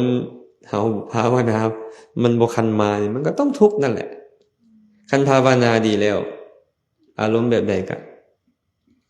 ถึงทุกข์ก็ทุกข์น้อยลงคนภาวนาดีแล้วอันสั้นศาสนาพุทธบ่ได้สอนเขียนฐานเป็นหยังคือเว้าฐานเบื้องต้นน่ะมันง่ายรักษาศีลมันยากขึ้นภาวนาแฮงยากขึ้นคันเฮาบ่ฝึกเลยอันยากก็แฮงยากตื่มอันง่ายก็จะกลายเป็นอันยากแม่นบ่เฮาก็เลยต้องฝึกเด้คันเฮาฝึกแล้วอันยากมันก็ง่ายเด้แม่นบ่นี่แม่นสั่นเด้อมันบ่แม่นแค่ว่าให้ทานเป็นแล้วเซาทุกข์บ่แม่นซะมันอย่าว่าแต่ให้ทานเนาะรักษาศีลเป็นก็ยังทุกข์อยู่บ่แม่นนางอันนั้นน่ะเพิ่นว่าบ่ไปรักษาศีลนำหมู่จักเทื่อเบิ่งข่อยได้แม่เพิ่นน่ะเพิ่นรักษาศีลนี่แต่เพิ่นไปอ้างเพิ่นบอกมีแม่ตู้นึงบ่ได้อยู่นี่หรอกแม่ตู้นั้นน่ะเพิ่นไปเป็นเจ้าภาพผ้าป่าเหี่ยวแก้วปรากฏว่าวัดน่ะวัดกว้างอยู่แต่มันอยู่ใกล้ๆกับหนองน้ำใหญ่ชาวบ้านก็ไปหากินอยู่น่ะไปว่านแหไปตึกเบ็ดใส่มองอยู่หนองนั่นแหละมีเจ้าอันนึงเพิ่นก็มีลูกน้อยก็มีเมียแล้วเป็นคนทุกข์ชาวบ้านชาวเมืองผู้ที่มีเงินไขได้เขาก็ไปงานผ้าป่าเบิดแล้วบ่เนาะเขาก็ไปร่วมงานผ้าป่ากับแม่เฒ่าอันที่เพิ่นเป็นเจ้าภาพผ้าป่าเฒ่าอันนี้แล้วก็ไปไล่ไปใส่มองนั่นแหละเป็นตึกเบ็ดนั่นแหละเนาะบ่มีอาหารกินให้ลูกให้เมียกินก็ตึกเบ็ดไปก็เบิ่งหมู่ไปโอ้ยสาธุเด้อสาธุเด้อพวกเจ้าจะเป็นเงินไขดีเนาะบ่คือข่อยเนาะข่อยคือทุกข์ยากแฮงแท้ข่อยอนุโมทนาบุญกับพวกเจ้าเด้อล่ะว่าไอ้แม่เฒ่าอันนั้นเหลียวเห็นเราเบะศพใส่เราโอ้ยตาละบ่มึนบ่เบิ่งบ้านบ่เบิ่งเมืองเพิ่นเอาบุญเอากุศลก็เฮ็ดนำเพิ่นได้มั้ยพุ่นน่ะตกลงผู้ใดมีความสุขน่ะผู้รวยๆไปเป็นเจ้าภาพผ้าป่าบ่หรือว่าผู้ตึกเบ็ดอยู่หั่นเอาละเราตึกเบ็ดปลาฆ่าปลาเราจะมีโทษให้เราประสบทุกข์ในอนาคตแต่ตอนนั้นเราใส่ใจอนุโมทนาชื่นชมยินดีได้เราสุขบ่แสดงว่ามันบ่ได้อยู่ที่ว่าเจ้าไปเฮ็ดหยังอยู่ตอนนั้นเจ้าใส่ใจได้ดีบ่เท่านั้นเนาะ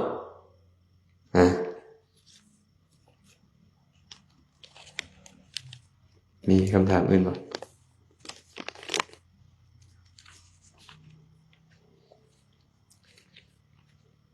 มีบ่มีคำถามใหม่เด้อน้องจ้างไปฆ่าอ้ายที่บรรลุอรหันต์ผู้ที่ไปฆ่ารับอนันตริยกรรมแล้วน้องที่จ้างคนไปฆ่าจะรับอนันตริยกรรมบ่ขนาดสงสัยเพิ่นฟังที่เทศน์เนาะน้องกับอ้ายพ่อแม่ตายทรัพย์ก็เลยต้องแบ่งกันระหว่างอ้ายกับน้องนี่ขี้โลภจังหน่อยนึงแต่อ้ายนี่ปล่อยวางได้ก็เลยครอบน้องว่าเจ้าบริหารทรัพย์แล้วเด้ออ้ายสิไปบวชอ้ายก็ไปบวชน้องบ่คิดว่าย่านอ้ายสิมาเอาทรัพย์ในฐานะที่เราเป็นอ้ายเราจะเอาหลายกว่าเฮาหรือจะเอาหมดก็ได้เอาแหละค่อยจะตัดไฟแต่ต้นลมซะฆ่าทิ่มดีกว่าแต่บ่ฆ่าเองจ้างโจรไปฆ่าอ้าย อ้ายเพิ่นก็เลยขอโจรก่อนว่าถามก่อนเจ้ามาเฮ็ดหยังมาฆ่าเจ้านี่แหละเป็นหยังเจ้ามาฆ่าน้องเจ้าจ้างให้มาฆ่าเอาคันจังใดก็สิฆ่าค่อยขอเวลาคืนหนึงก่อนได้บ่ได้จังได๋เจ้าก็หนีเพิ่นก็จับก้อนหินใหญ่ๆมายกขึ้นทุบขาเพิ่น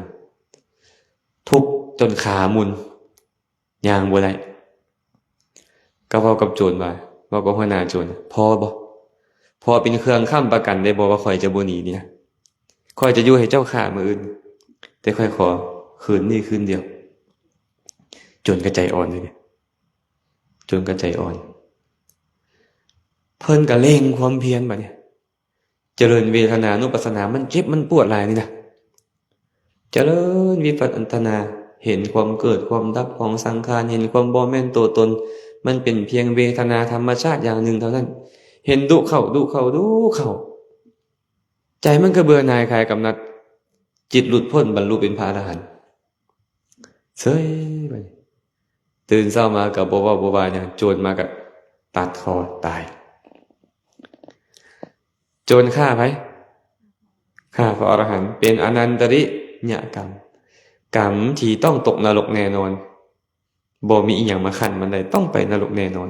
มี5อย่างเนาะฆ่าแม่ฆ่าพ่อฆ่าพระอรหันต์เฮ็ดเลือดพระพุทธเจ้าให้ห่อและแบ่งแยกสงฆ์โจรนี้เป็นอนันตริยกรรมหรือยังอนันตริยกรรมแล้วและถามว่าน้องสายเพิ่นหั่นนะมีส่วนบ่ก็แน่นอนแหละการฆ่าสัตว์นี่นะมีองค์ประกอบอยู่5ประการ 1. เขามีชีวิต 2. เฮาฮู้ว่าเขามีชีวิต 3. มีจิตคิดจะฆ่า 4. พยายามฆ่า 5. เขาตายน้องเราฮู้ว่าอ้ายมีชีวิตบ่อ้ายมีชีวิตแท้บ่มีคิดจะฆ่าบ่มีความพยายามสั่งให้ฆ่าบ่เขาตายบ่ครบบ่อนันตริยกรรมคือกันเนาะอนันตริยกรรมคือกันบ่รอดนะ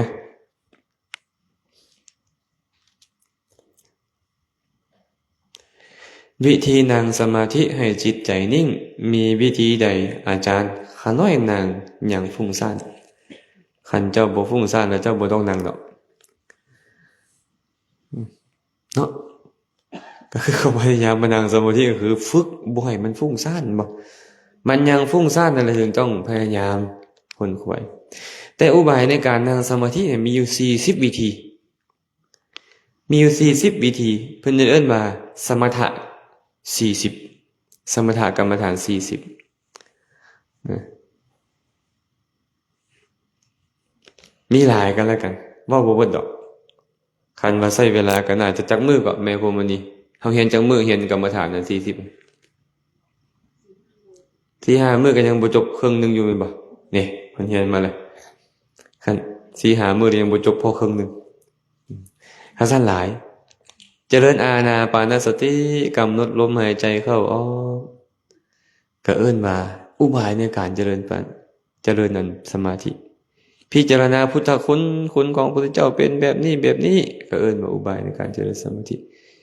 พิจารณาธรรมพิจารณาคุณของพระสงฆ์เป็นต้นก็คือกันแม้แต่เจริญเมตตาแผ่เมตตาให้คนอื่นนี่นะขอให้เจ้ามีความสุขขอให้เจ้ามีความสุขเป็นต้น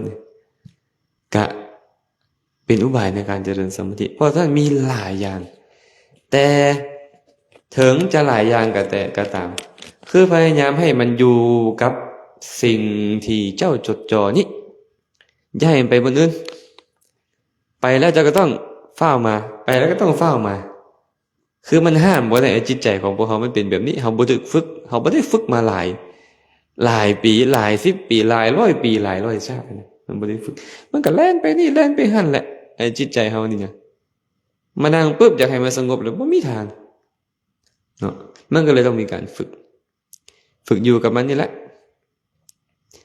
มันออกไปก็กลับมามันออกไปก็กลับมาให้ฮู้ตัวให้ไวๆแล้วกลับมาหาอารมณ์เดิมที่เจ้าตั้งไว้คันเจ้าตั้งเบิ่งลมหายใจมันไปใส่จากรอบก็ตามจะต้องกลับมาเรื่อยๆการกลับมาเรื่อยๆเอิ้นว่า อุบายในการเจริญสมาธิให้นิ่งแต่ส่วนหลายแล้วเขาไปแล้วเขาบ่กลับเนาะตาบ่ได้นะไปตามมันเลยบางเทื่อนั่งสมาธิก็ยิ้มเพิ่นน่ะเพิ่นยิ้มไปตีละครั้งแก้งโอ้ยหมดเวลาแล้ววะเพิ่นว่าคือไวแท้นั่งคิดละม่วนน่ะนะบ่เป็นสมาธิจักหน่อยเคยมีพระองค์หนึ่งบ่มีดอกอยู่นี่เนาะเป็นหยังคือคอหักบนครูบาอาจารย์ มีพระองค์หนึ่งอยากซิกคือสิบ่มีดอกอยู่นี่อยากซิกเพิ่นก็เลยไปนวดให้อาจารย์เบิ่งนะนวดไปนวดมาก็เอาวีเอาพัดไปพัดมาก็คิดแล้วบัดนี้เนาะโอ้ยสิซิกก่อนนะเพิ่นว่าถามตัวเองเลยซิกได้สิไปเฮ็ดหยังเอาบริขารไปขายเพิ่นว่าเพิ่นสังสมพวกบริขารนะพวกผ้าพวกบาทหลายอันนะขายแล้วเสร็จหยังก็ไปซื้อแบ่มาเลี้ยงเพิ่นว่าเพิ่นตอบตัวเองเนาะเลี้ยงได้หลายๆนะครับไปขายเอาเมียเพิ่นว่าเด้เอาเมียได้จังได๋ล่ะโห้ยก็มีลูกจัก2คนนะไปได้ไปกันใหญ่ได้บัดนี้เนาะคันได้ลูกได้จังได๋โห้ยก็ไปยามอาจารย์ตัวเพิ่นว่ายังคิดฮอดอาจารย์อยู่เด้เพิ่นนั่งวีอยู่หั่นแหละแต่เพิ่นไปฮอดพุ่นเพิ่นซิกแล้วได้ลูกแล้วได้ลูกเรียบร้อยแล้วสิไปยามอาจารย์ว่าซั่นไปได้ไดล่ะโห้ยก็เอาลูกเอาเมียขึ้นเกียรก็ไปเพิ่นว่ามีจิตดวงหนึ่งมันคิดขึ้นมาบัดนี้ถามมันน่ะคันเจ้าผิดกับเมียได้บ่เนี่ยมาได้บ่เนี่ยก็ตีมาโลดแล้วเพิ่นว่าไอ้วีมันก็ฟาดหัวอาจารย์ได้บ่นี่เนาะ เป็นได้ล่ะแม่อุเทนอาจารย์ก็สะเติดตื่นแล้วเฮ็ดอีหยังก่อนเดี๋ยวนี้โอ้ยขน้อยคิดไปหลายตางแล้วอาจารย์ได้ว่าซั่นให้จับไปหาพระพุทธเจ้าให้พระพุทธเจ้าเทศน์ให้ฟังบ่ง่ายได้เห็นบ่นี่อยู่หั่นนะบึดเดียวนี่ไปได้ลูกได้เมียกลับมาแล้วเบิ่งดูมันปรุงแต่งอยู่ในใจเฮานี่คันเฮาบ่กลับมามันก็ไปซี่แล้วก็ไปเรื่อยของมันไปนี่แหละแม่นบ่คิดโอ้ยมันสิจักซิกแล้วกลับมาบ่ดีนี่แหละบ่ต้องไปปรุงแต่งหยังต่อมาเบิ่งลมหายใจคือเก่าแล้วออกไปจากซิกอีกแล้วมาเบิ่งลมหายใจคือเก่าพระพุทธเจ้าจึงว่าไว้นี่เนาะอานาปานสติอันบุคคลเจริญกระทำให้หลายแล้วยอมกำจัดบาปอกุศลอันลามกให้สิ้นไปเหมือนกับหยังล่ะเหมือนกับฝนที่ตกบ่ถูกต้องตามฤดูกาลยามแล้งฝนตกยามแล้งฝุ่นหลายบ่ฝนตกลงมาฝุ่นสงบบ่ฉันใดก็ฉันนั้นเพิ่นว่าเจ้าเจริญอานาปานสติกิเลสบ่เกิดกามฉันทะพยาบาทเป็นต้นบ่เกิดนั่นน่ะคันเจ้าอยู่กับลมหายใจแล้วมันจะไปโกรธผู้ใดล่ะเดี๋ยวนี้เจ้าบ่อยู่ว่ะคันเจ้าอยู่ในลมหายใจเจ้าจะไปอยากนี่อยากนั่นอยู่ไสแล้วมันบ่อยู่อยู่นี่เห็นบ่มันย้อนมันบ่อยู่ในลมแล้วก็ไปของมันเราก็เลยจำเป็นต้องฝึกมันเนาะอุบายในการเจริญสมาธิก็คือต้องกลับมาหาลมดุๆเมื่อมันฟุ้งซ่านมันบ่มีจักเทื่ออันคนนั่งปึ๊บเข้าฌานได้เลยบ่มีมันต้องมีการฝึกมีการฝนเข้าใจบ่เข้าใจเนาะมีบ่ผู้ที่ถามทางน้อง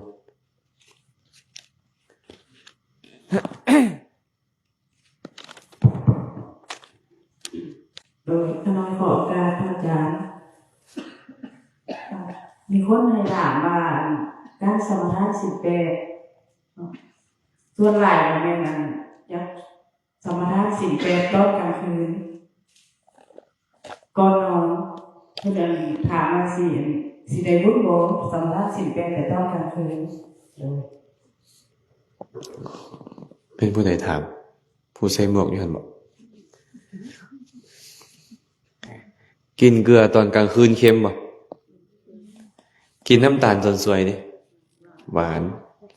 คัดเอาน้ำตาลไปกินตอนกลางคืนได้ป่ะเนี่ยเอาเกลือไปกินกลางเว้นดิ ศีลคือกันรักษาตอนใดเป็นบุญตอนนั้นแต่ว่าเจ้าจะเอาเจ้าไปเทียบกับคนที่เขารักษามืดมันก็บ่ได้แม่นบ่ศีลคือเจตนาในการจะงดเว้นเจ้าตั้งเจตนาจะงดเว้นตอนไหนบุญเกิดขึ้นตอนนั้นบุญเกิดขึ้นตอนนั้นแต่ว่ามันจะได้หลายหรือได้หน่อยก็แล้วแต่เจ้ากำหนดท่านแหละและก็เจตนาเจ้าอาจจะบ่แฮงกินข้าวแรงเรียบร้อยอิ่มแล้วจึงมาสมาทานศีลมันก็บ่แฮงเจตนาเนาะแม่นบ่คือบ่คือคนเขาสมาทานมันจะสวยเขาจะบ่กินข้าวแรงอันนี้มันก็เจตนาเขามีกำลังก่อนเนาะต่างกันเท่านี้แหละ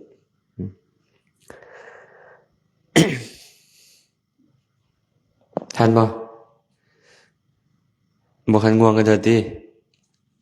เด้อบ่กล้าบอกว่าแสดงสภาวะธรรมของอินทรีย์5และภาระ5ว่าคือกันและแตกต่างกันแนวใดเหมือนกับบ่เป็นคำถามเนาะเหมือนกับก็เป็นคำถามนั่นแหละสภาวะธรรมรู้จักสภาวะธรรมบ่รู้จักบ่สภาวะภาษาลาวอ่านทับศัพท์สภาพไปไสมีสภาพเพิ่นว่าสมัยอาจารย์มาเป็นทหารนะมีสภาพเพิ่นว่ามันพูดจังสภาพเพิ่นนั่นน่ะก็มีเหตุการณ์บางอย่างเกิดขึ้นนะเนาะแต่สภาวะแปลว่าความเป็นจริงความเป็นจริงเอิ้นว่าสภาพเป็นไปกับความมีอยู่แท้ๆหั่นคันแปลตามศัพท์ภาษาบาลีนี่นะภาวะนี่มันมีอยู่สะตัวนี้มันแปลว่าเป็นไปพร้อมกันคือความเป็นจริงความเป็นอยู่ความมีอยู่นั่นเอิ้นว่าสภาพเพิ่นเลยถามว่าสภาพของอินทรีย์5กับสภาพของพละ5แตกต่างกันแบบใดอย่าฟ้าฮู้สภาพเนาะอินทรีย์5มีหยังใดก่อนเฮ็ดจนทากลมหน้าสัตทินทรีย์วิริยินทรีย์สตินทรีย์สมาธินทรีย์ปัญญินทรีย์ว่าง่ายๆก็คือศรัทธาวิริยะสติสมาธิและปัญญาเอิ้นว่าอินทรีย์5พละ5นี่ล่ะศรัทธาพละวิริยะพละสติพละสมาธิพละและปัญญาพละว่าง่ายๆก็คือศรัทธาวิริยะสติสมาธิและปัญญาแล้วมันต่างกันบ่ได้มันตัวเดียวกันเลยสัตทินทรีย์ศรัทธาพละอันเดียวกันวิริยินทรีย์วิริยะพละอันเดียวกันสตินทรีย์สติพละสมาธินทรีย์สมาธิพละปัญญินทรีย์ปัญญาพละอันเดียวกันแล้วมันแตกต่างกันแนวใดเพิ่นละอยากเข้าใจสภาวะบ่แตกต่างเด้อต่างกันแต่ว่ามีกำลังหลายหรือกำลังน้อยศรัทธาซื่อๆนี่นะมันเป็นใหญ่เวลาศรัทธาเกิดขึ้นอันอื่นก็เริ่มใส่ตามศรัทธาเวลาความเพียรเกิดขึ้นอันอื่นก็ค่อยไปตามความเป็นใหญ่ของความเพียรเวลาสติเกิดขึ้นอันอื่นก็ค่อยไปตามความเป็นอินทรีย์ของสติเป็นต้นแต่ว่าบ่คันมีกำลังศรัทธายังหวั่นไหวได้ความเพียรยังหวั่นไหวได้สติยังหวั่นไหวได้แต่ศรัทธาที่มีกำลังขึ้นมาบ่เนี่ยแม่สลัดภละแปลว่ากำลังเฮาแปลนะแต่ความหมายคือบ่หวั่นไหวบ่หวั่นไหวจากหยังล่ะบ่หวั่นไหวจากธรรมอันเป็นข้าศึกคือความบ่มีศรัทธาเป็นต้นเป็นศรัทธาที่มีกำลังแล้วตอนเป็นอินทรีย์ยังบ่คันมีกำลังพออินทรีย์นั่นแหละเกิดดูขึ้นมันกลายเป็นภละมันบ่หวั่นไหวแหละสิต่างกันแต่บ่นี้ซื่อๆแต่สภาวะอันเดียวกันศรัทธาก็เป็นทั้งอินทรีย์เป็นทั้งภละ วิริยะเป็นต้นก็เป็นทางอินทรีย์เป็นทางพละต่างแต่ว่าตอนเป็นอินทรีย์กำลังยังน้อยตอนเป็นพละกำลังหลายแล้วเท่านี้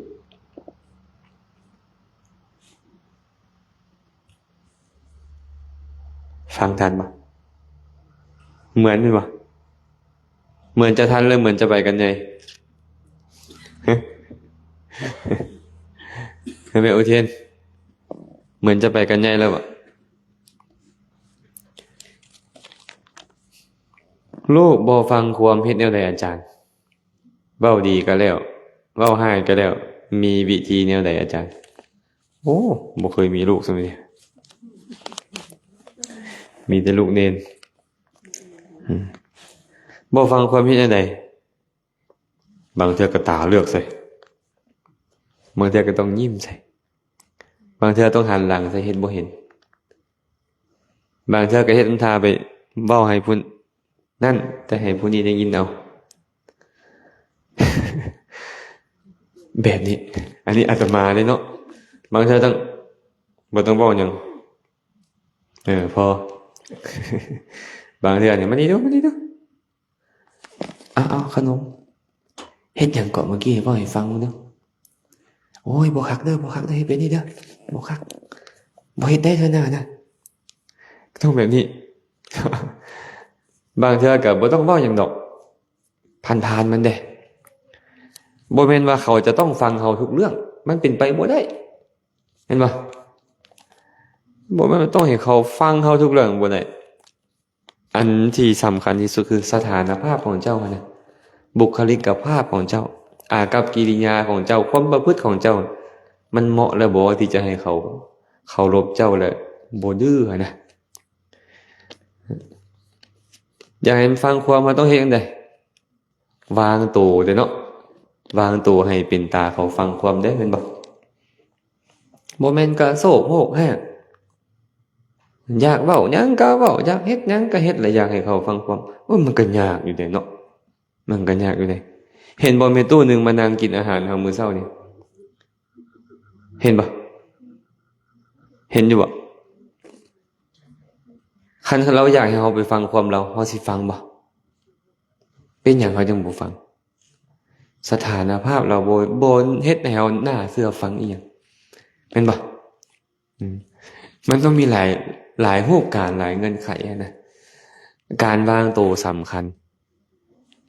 การวางตัวสำคัญเลยโดยเฉพาะกับเด็กน้อยเนี่ยอาตมานี่บ่มักเด็กน้อยแต่ฮักเด็กน้อยต่างกันบ่มักกับฮักเนี่ย บ่มักเด็กน้อยบ่มักเขาดื้อแหละแต่ว่าฮักเด็กน้อยนี่ฮักเขาเป็นตาฮักตาแพงนะเนาะแม่นเวลาเนาะเด็กน้อยนี่นะมันต้องฮู้เวลาเขาพร้อมบางเวลาต้องเป็นหมู่เขาให้ได้บางเวลาต้องเฮ็ดตัวเป็นเหมือนอ้ายเขาได้บางเวลาต้องเฮ็ดตัวเป็นเหมือนพ่อเขาบางเวลาต้องเฮ็ดตัวเป็นผู้นำของเขาคันเฮาเปลี่ยนแปลงบ่เป็นจังได๋เขาก็บ่ฟังความเจ้านี่ยามใดก็ให้นี่เขาอาจจะย่านเจ้าต่อหน้านะรับหลังไปครับบ่ได้แต่เว้ามานี่บ่ได้หมายความว่าเฮาเป็นที่เคารพเป็นที่ยำเกรงของเขาเป็นบุคคลที่เขาควรเชื่อฟังบ่แม่นได้แต่ตามทฤษฎีมันต้องเป็นแบบนั้นแม่นบ่แม่กูดแม่นหรือบ่แม่นแม่กูดยืนยันเด้อก็แล้วแต่เด้อแล้วแต่บุคคลพระพุทธเจ้าเป็นอย่างว่าคนเชื่อฟังดีเนาะเป็นจังได๋เพิ่นมีบุญบารมีเนาะแล้วก็เพิ่นวางตัวได้ดีนะวางตัวได้ดี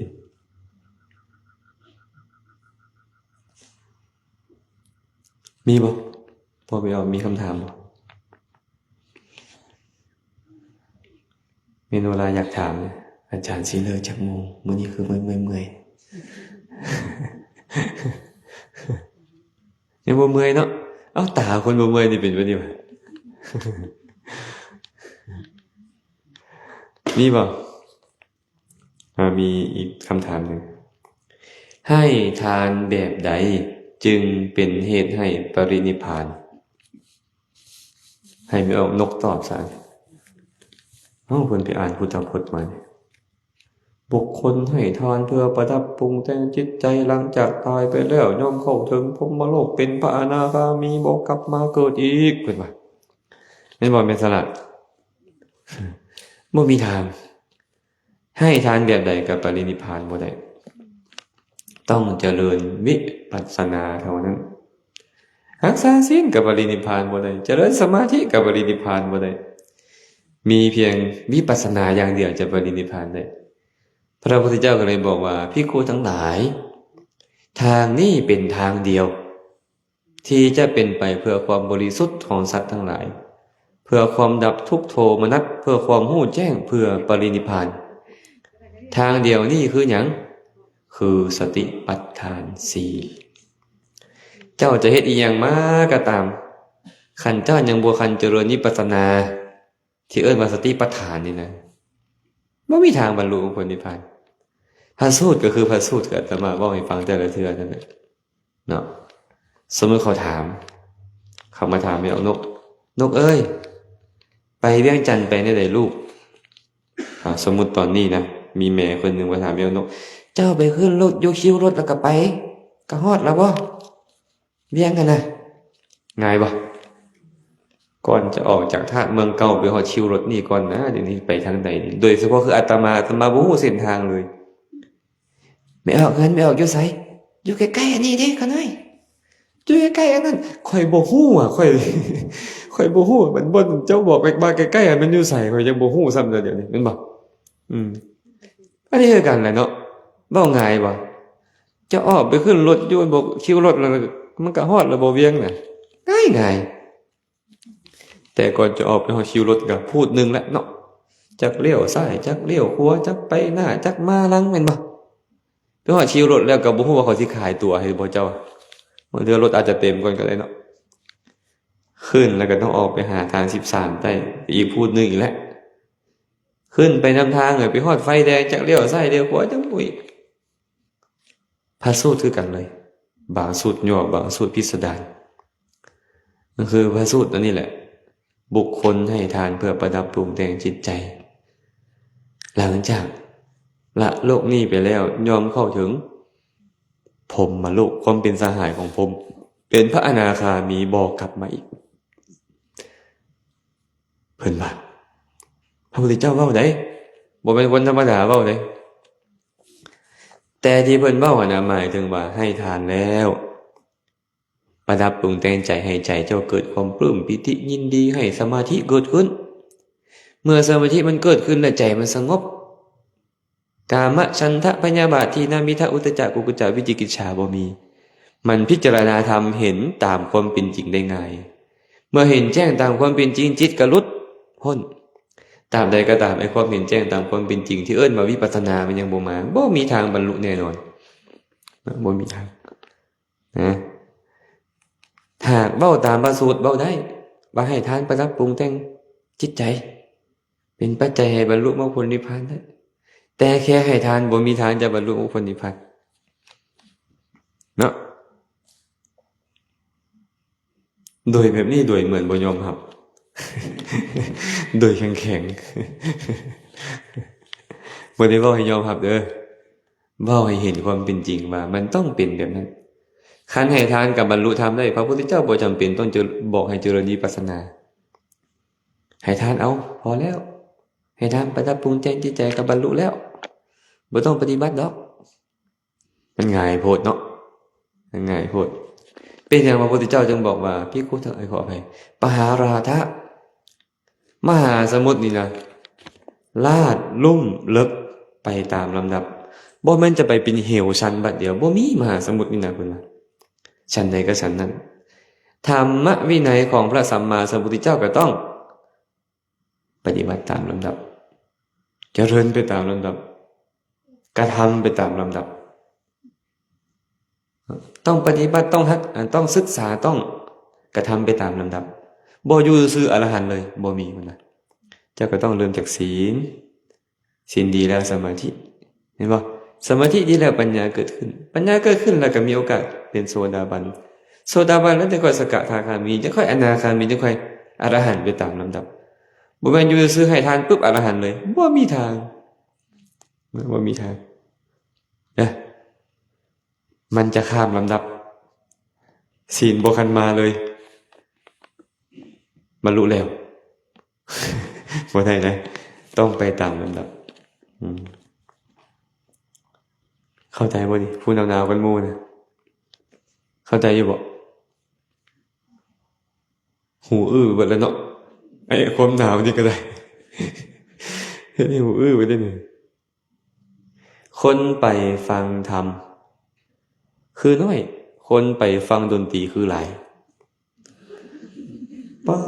อาตมานี่บ่ควรตอบดอกอันนี้ต้องไปถามผู้ไปกันเนาะแม่นบ่ต้องไปถามให้พวกเจ้าเป็นหยังคือพากันมาหลายแท้มาเบิ่งดนตรีนี่น่ะเขาก็บอกข่อยมักเป็นหยังคือมาหน่อยถึงมาฟังธรรมหนาวบ่ถึกหนาวก็ค่อยมักแต่ว่าผู้มักน้ำค่อยมันน้อยมันก็เลยมาน้อยเนาะนาคำมีคนจะคนอยู่นาคำบ้านนาคำมีประชากรจะคน แต่มาจะคนก็ได้ซ้ำนี่ถือว่าหลายเลยได้นี่ได้ไปบางบ้านนี่บ่มีคนฟังธรรมจักคนบ่มีฟังธรรมกันยังบ่เป็นจักฟังแนวไหนเข้ามาแล้วมานั่งโซกันเฮาเทศน์ก็ยังโซกันเสยอยู่เนี่ยแบบนั้นเลยกัน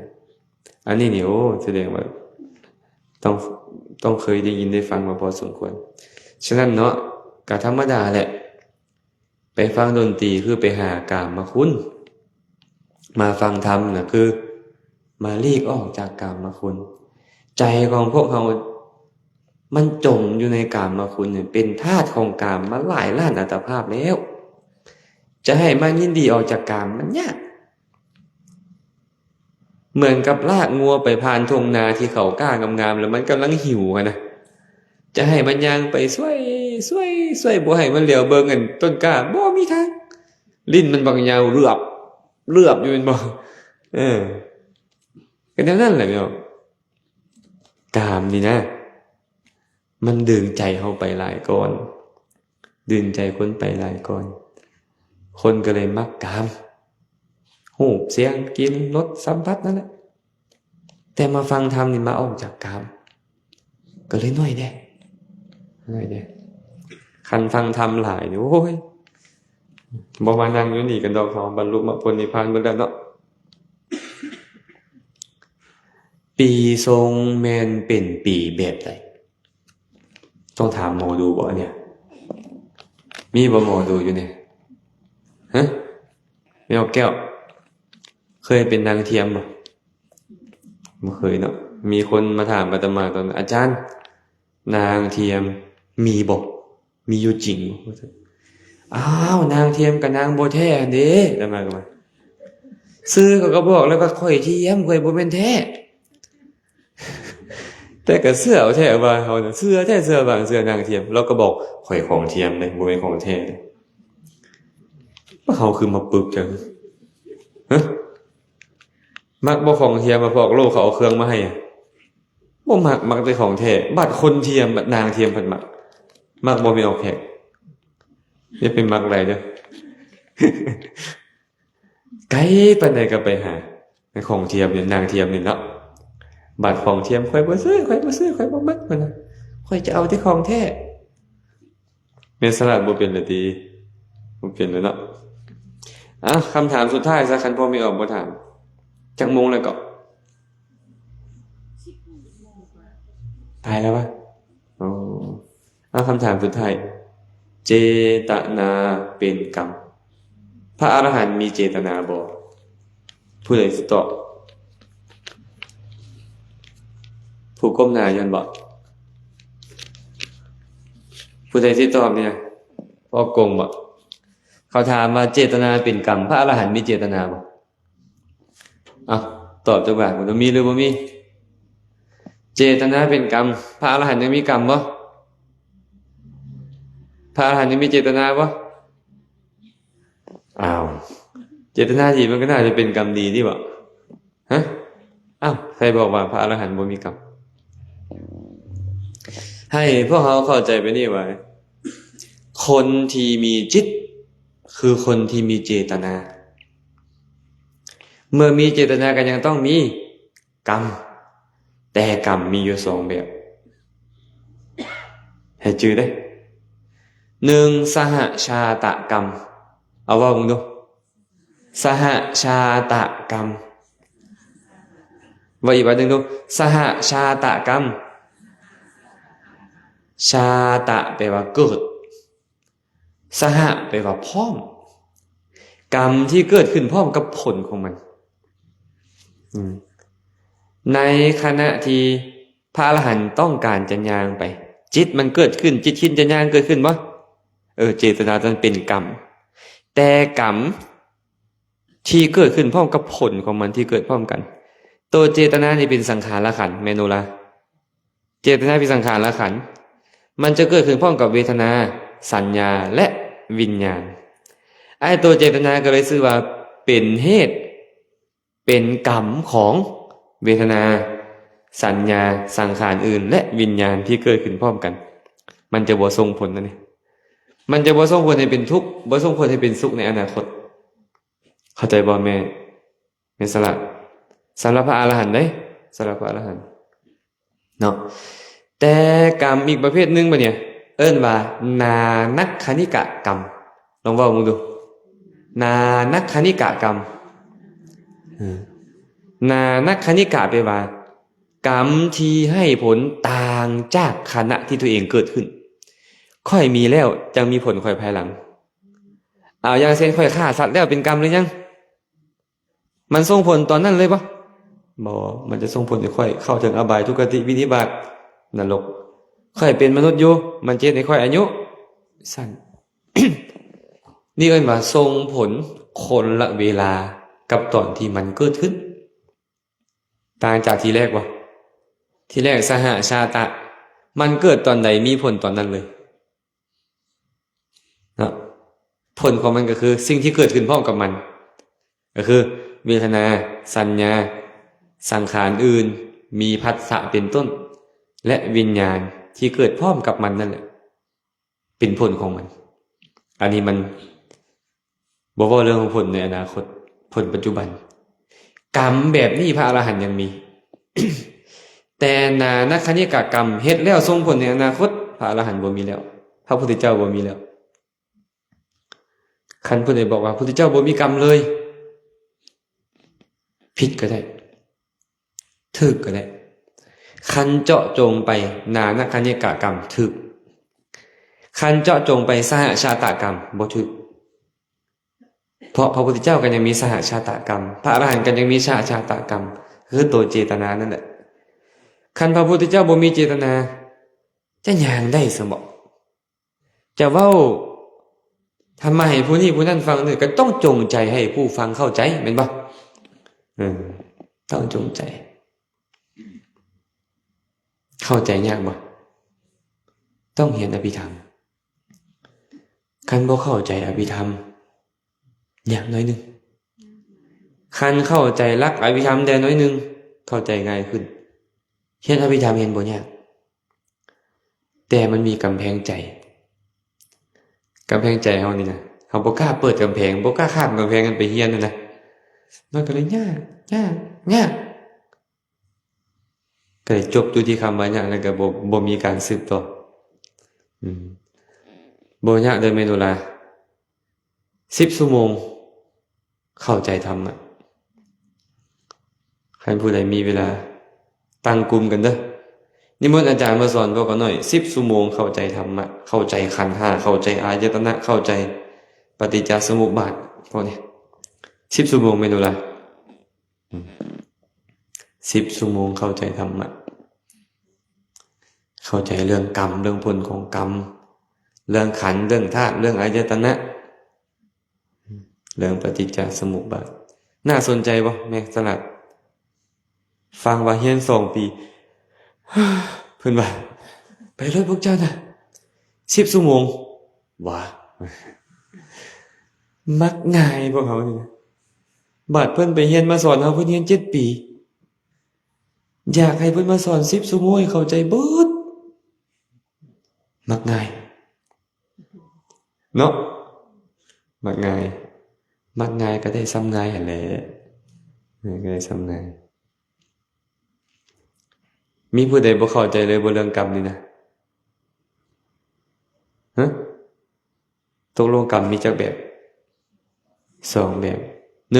1สหชาตกรรม2นานักขณิกกรรมคนที่ยังมีกิเลสยังมีนานักขณิกกรรมคนที่หมดกิเลสแล้วมีเฉพาะสหชาตกรรมแต่สำนวนพระสูตรมันจะบอกว่าละกรรมได้คำว่าละกรรมได้ก็คือละนานักขณิกกรรมเท่านั้นเอาละเนาะพยายามมืนตาแล้วก็บ่ขึ้นแล้วคนจะพอสมควรแล้วแหละขอ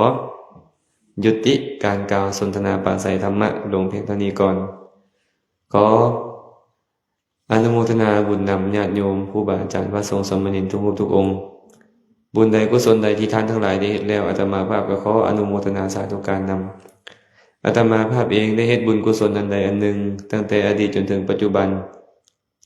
ก็ขอให้ทุกคนทุกท่านจงมีส่วนร่วมในบุญนี้ขอให้สรรพสัตว์ทั้งหลายจงมีส่วนร่วมในบุญนี้ขอให้สรรพสัตว์ทั้งหลายจงเป็นผู้มีความสุขโดยทั่วกันท้ายที่สุดแล้วก็ขอให้บุญกุศลนี้จงเป็นปัจจัยอำนวยอวยชัยให้ท่านทั้งหลายจงได้ประสบพบเจอแต่ความสุขปราศจากทุกข์ทั้งปวงได้บรรลุถึงมรรคผลนิพพานในอนาคตการอันใกล้นี้โดยทั่วกันทุกทานทุกคนเทอญ